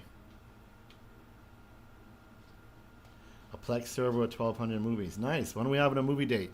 Come on, I got outdoor projector and an indoor projector. Bring it on over, we'll watch. But I don't pirate because I support creators, artists, and makers, because I rely on that same concept, right? I rely on that. So I always, all my stuff I do legit. But I appreciate your Plex. That sounds awesome.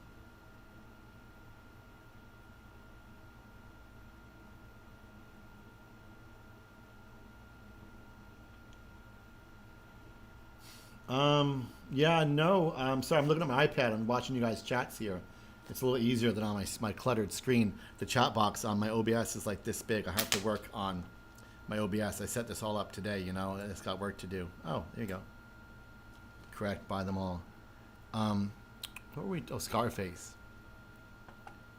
Oh, no, it's no giveaway. Listen, I wish Creality would stop doing giveaways. I would do. I wish they would instead give away their time to their viewers, their fans, their potential customers.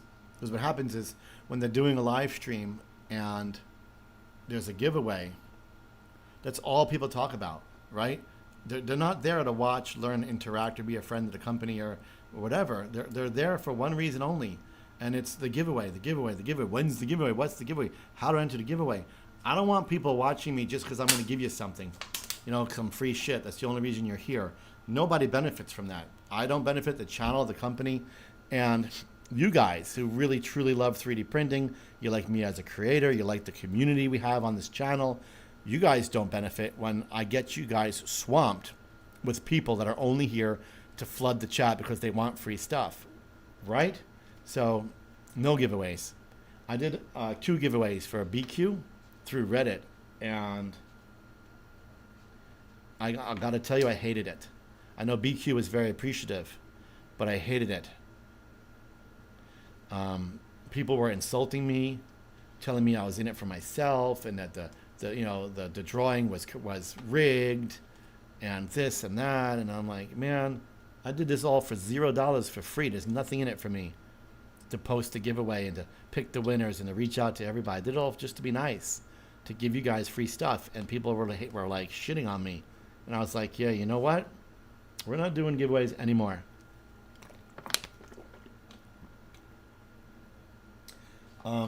My favorite filament brand, and this is not a joke, this is legitimate.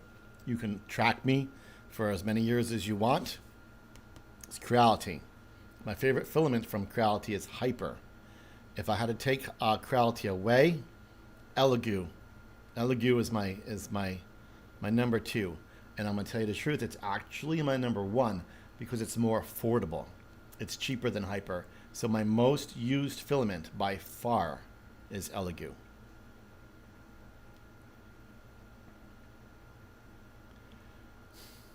Yeah, I'm not selling.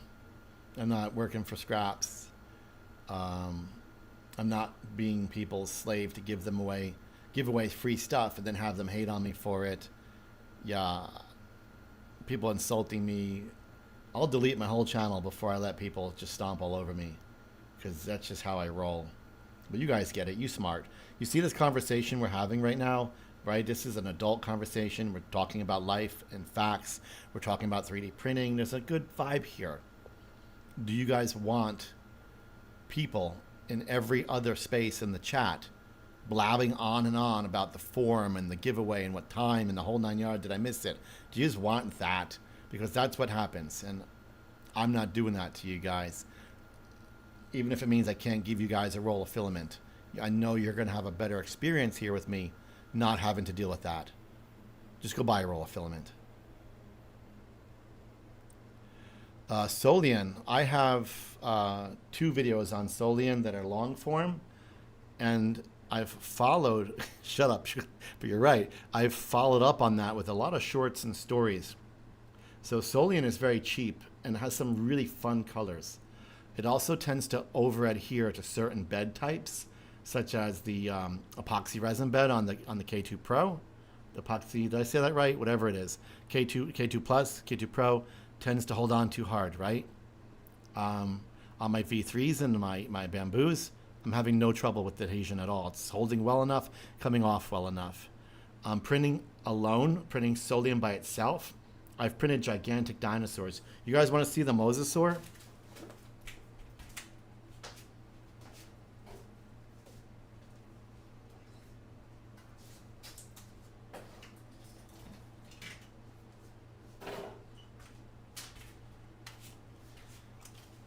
So, one of my other favorite brands is Giant Arm. This is Giant Arm Brown right here. Abs-freaking-lutely fantastic, fantastic filament, Giant Arm. You guys might have seen a T-Rex just like this.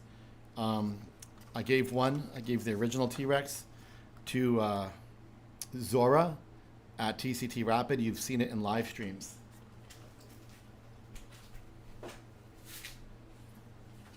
And this here, this is the mosasaur. So this mosasaur, I don't know how it comes out on camera, but this mosasaur is printed in Solian filament. And I can tell you that it's very, very nice. It's beautiful quality. And the color is absolutely fantastic. So it's a beautiful filament. I guess my point is the answer isn't always black and white. It's not always like, you know, this filament is shit, that filament is not shit, right? It's sometimes just the way you want to work with it. So I like this color. I wanted to use it, and I did it by instead of doing a print where the Solian is working with other filaments through filament swapping, and as we know, it has sometimes not adhesion, not like bonding well with other filaments, but printing it by itself. Fantastic, which is great news because it's affordable and has a nice color. So there you go. That's my Solian mosasaur, and she's pretty awesome. And this is my 3D rundown sign that I used for the Make My Sign tutorial for Bamboo. I still have it, and it sits on my desk with the mosasaur until someone buys the mosasaur through 3dfundown.etsy.com.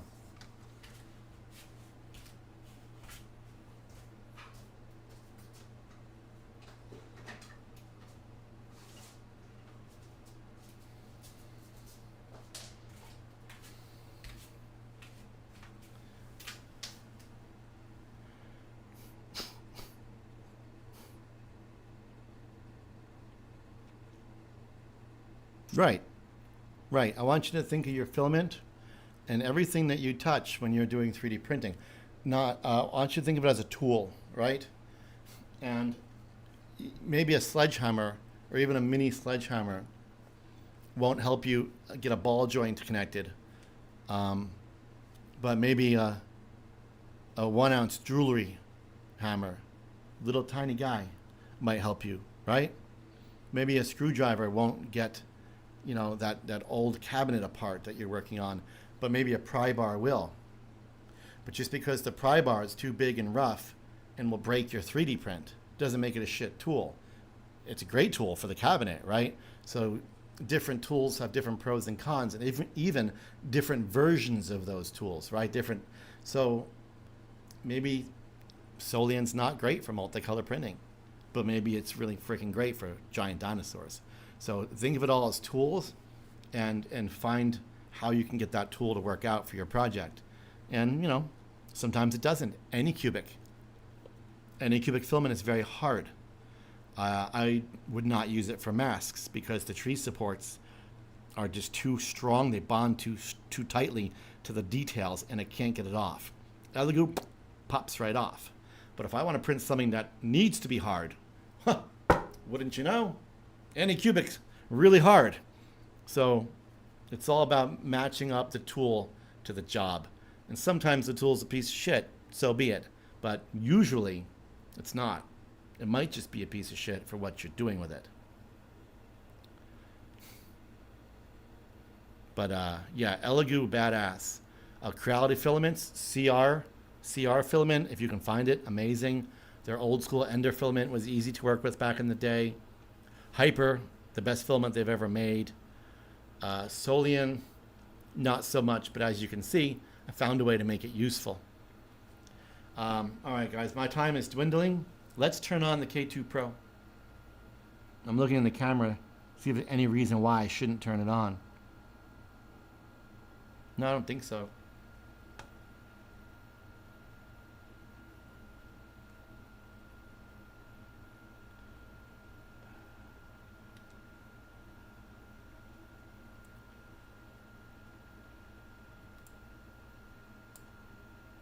Ooh, what am I doing? What am I doing?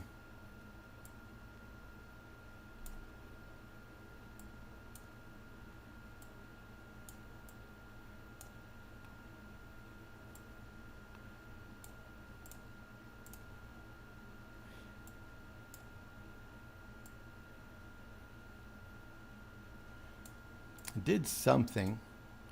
I'm not sure what I did, guys. I did something to the format of the stream, and I apologize for that. I don't know if I can fix it right now.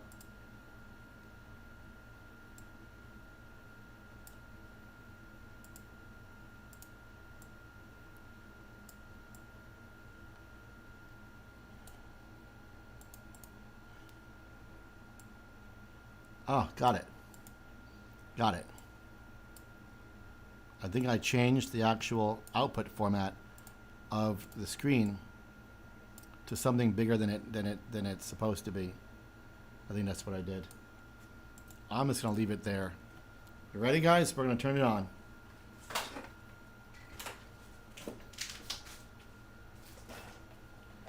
After we plug it in. Plugging in is kind of important, don't you think?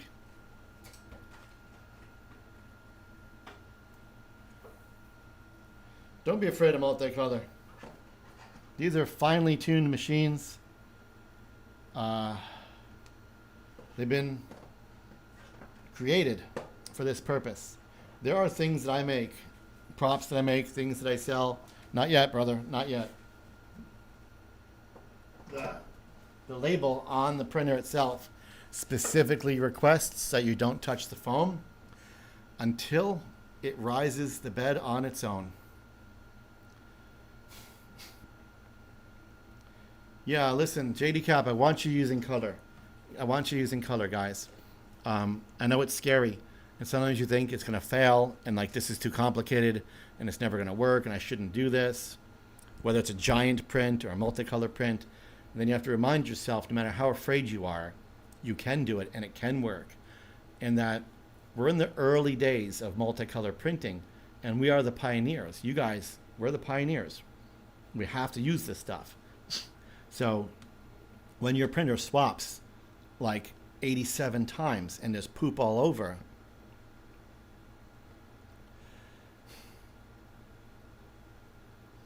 that's not waste. That's used, right? That's use. So people, oh, waste so much filament. Doesn't waste it. It uses it. It uses it to give you that multi-filament, effect that you want. And until we have more multi-tool head printers and such, that's just how it is. So go ahead and poop all you want.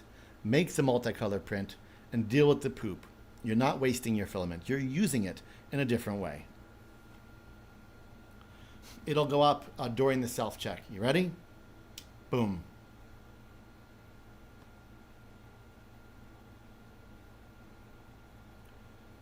You see it says Creality.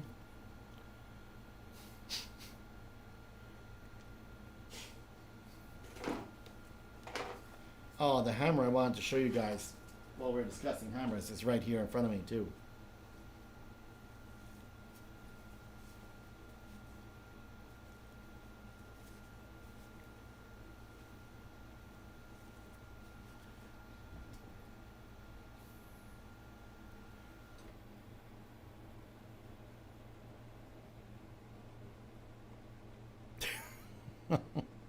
That's pretty intense, man.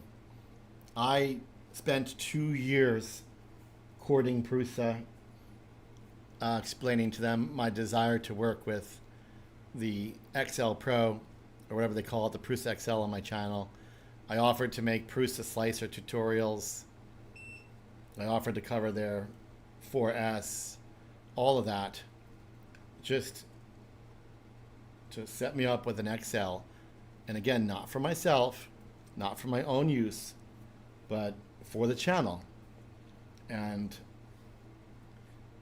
first it was like, oh, get 10,000 views and we can do the Excel. And then I was like, well, 10,000 views, you're joking, right? Piece of cake.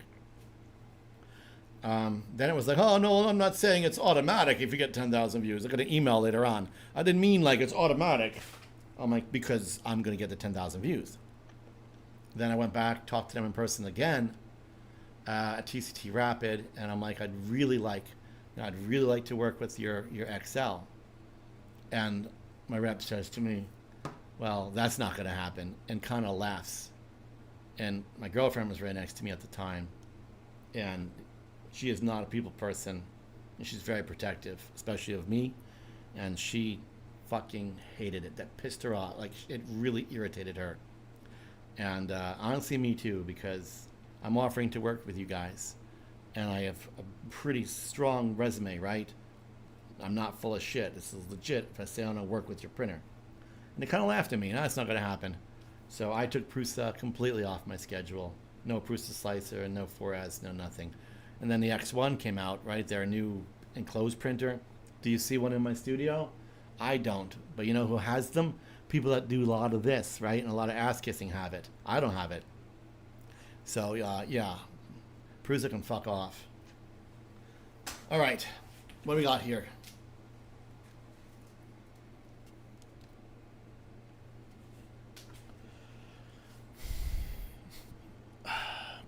I asked Snapmaker for their U1, and they rejected me. They told me they have nothing for me.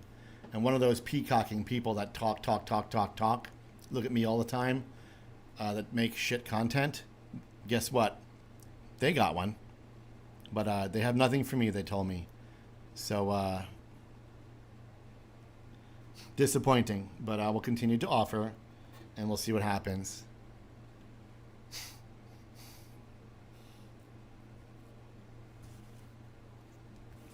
Thank you. I am ADD as well. I'm doing 95 different things at any given time. But I like to slow down. I like to lock in, get comfortable, tune out things, and just chill out calmly through something. And that's what we're doing together right now, friend.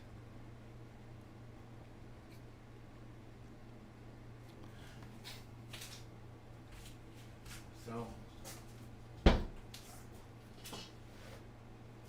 here we go.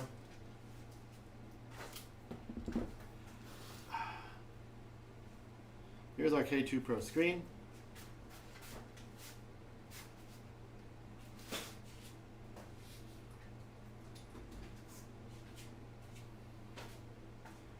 And when you don't fast forward me, it's great for the view, the analytics, the watch time.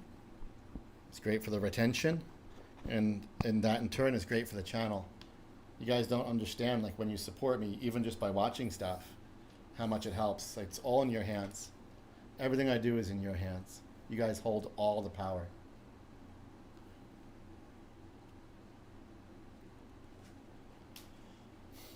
All right, so it's telling me to make sure the printer is clear and clean, which it is.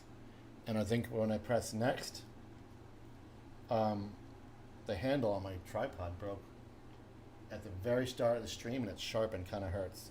I'm gonna press next. Oh, okay. I thought it was gonna move right this second, but it did not. So that's been settled. Next, we'll type in my Wi-Fi password.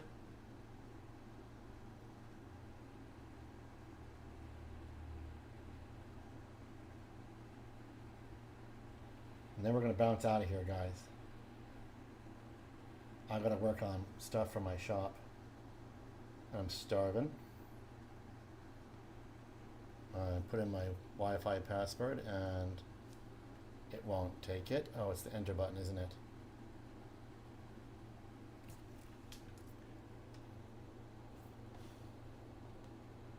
Yeah, 3 hours. Hey, it's Kathy. Hi. Are you coming back soon? I'm starving.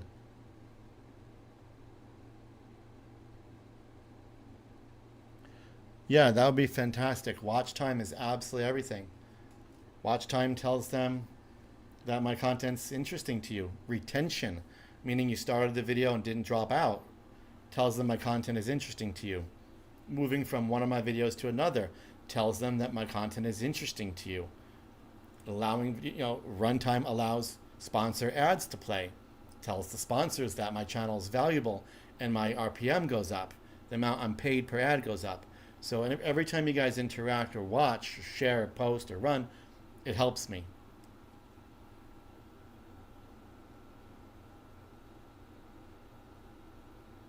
Fire it up. Yeah, man, even I know there's people who don't watch what I post unless they're interested. But if you like the channel, it's a great idea if you can just run the video anyway. Next. Eastern Standard. Oh, come on, I gotta bind it and everything.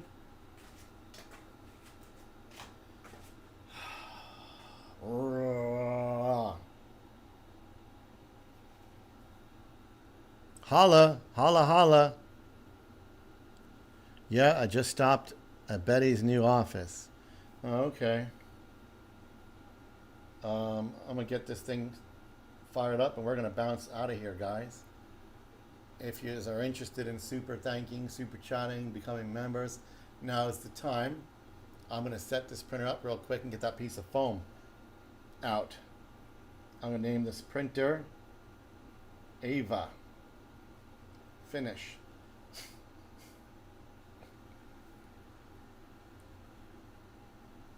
It's now telling me to watch the print bed. Make sure there's nothing there.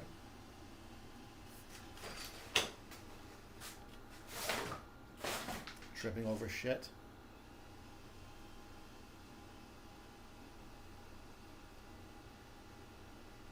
It is heating the hotbed.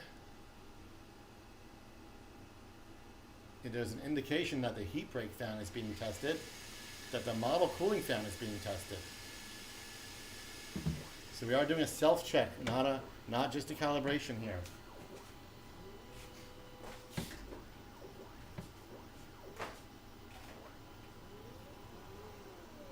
And we're still waiting for that hotbed to come up. It's interesting that's heating the hotbed prior to having raised the hotbed. There it goes.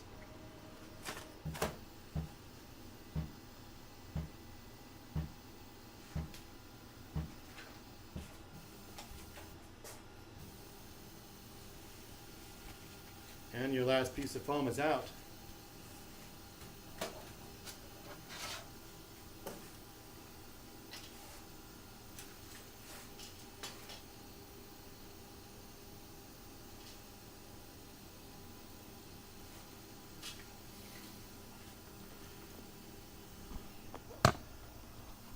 Let me come around to you guys.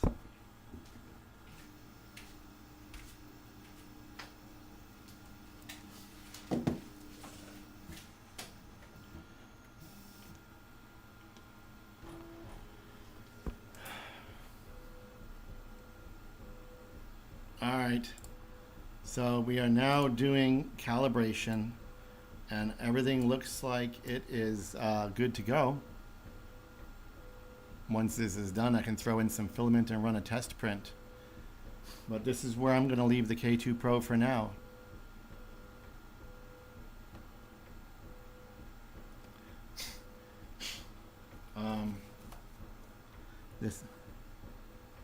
That's cool, man. Thank you. Let's see, what do we say here?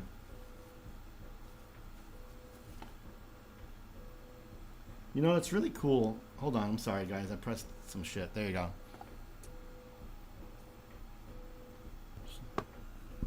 Get your old laptops out and crank up those playlists. Yeah, man, just let them go.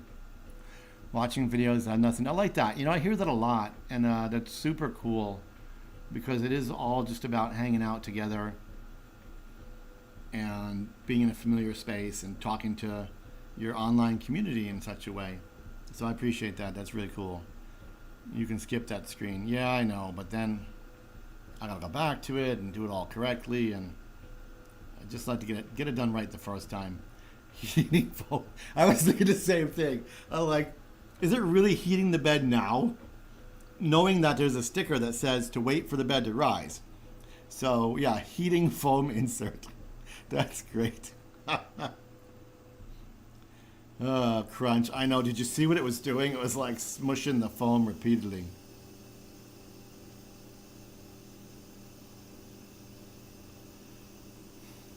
The vibrating, I know. Yeah, it sounds really nice. It is a very smooth sound to it. I do like the way it sounds so much right now. It sounds really great. Everything kind of has a clean sound, and the table's vibrating now. Savvy Frogs Crystals with the emoji. Welcome, Savvy Frogs. So, anywho, thank you to Ross for this, to Dwayne for the super chat, and Cammy for the super chat, and JD Cap for the super chat. And thank you for the 3 new memberships. They mean a lot to me. I'm going to let you guys go.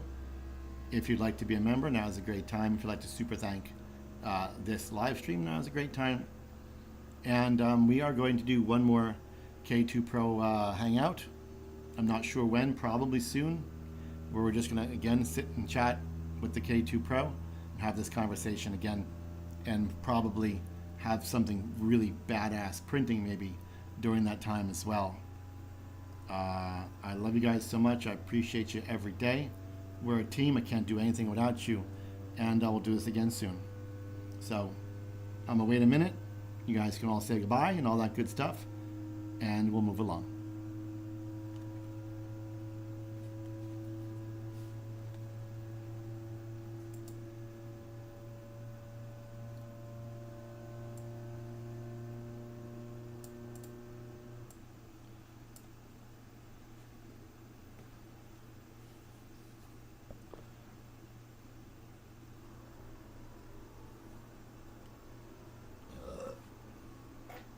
Oh, and don't forget to press the little hearts. I see a bunch of hearts are popping up there.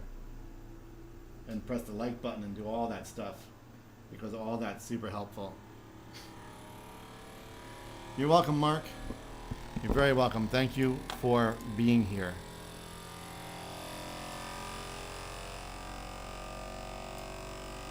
Oh boy, she's vibrating. Roomies. Later, final. Savvy Frog, later. Make sure you're subbed to the channel. And you're welcome. You're welcome, you're welcome. I'm starved. Oh my god, I gotta eat something. I'm hoping that Kathy brings me some food. Or we'll just get some together.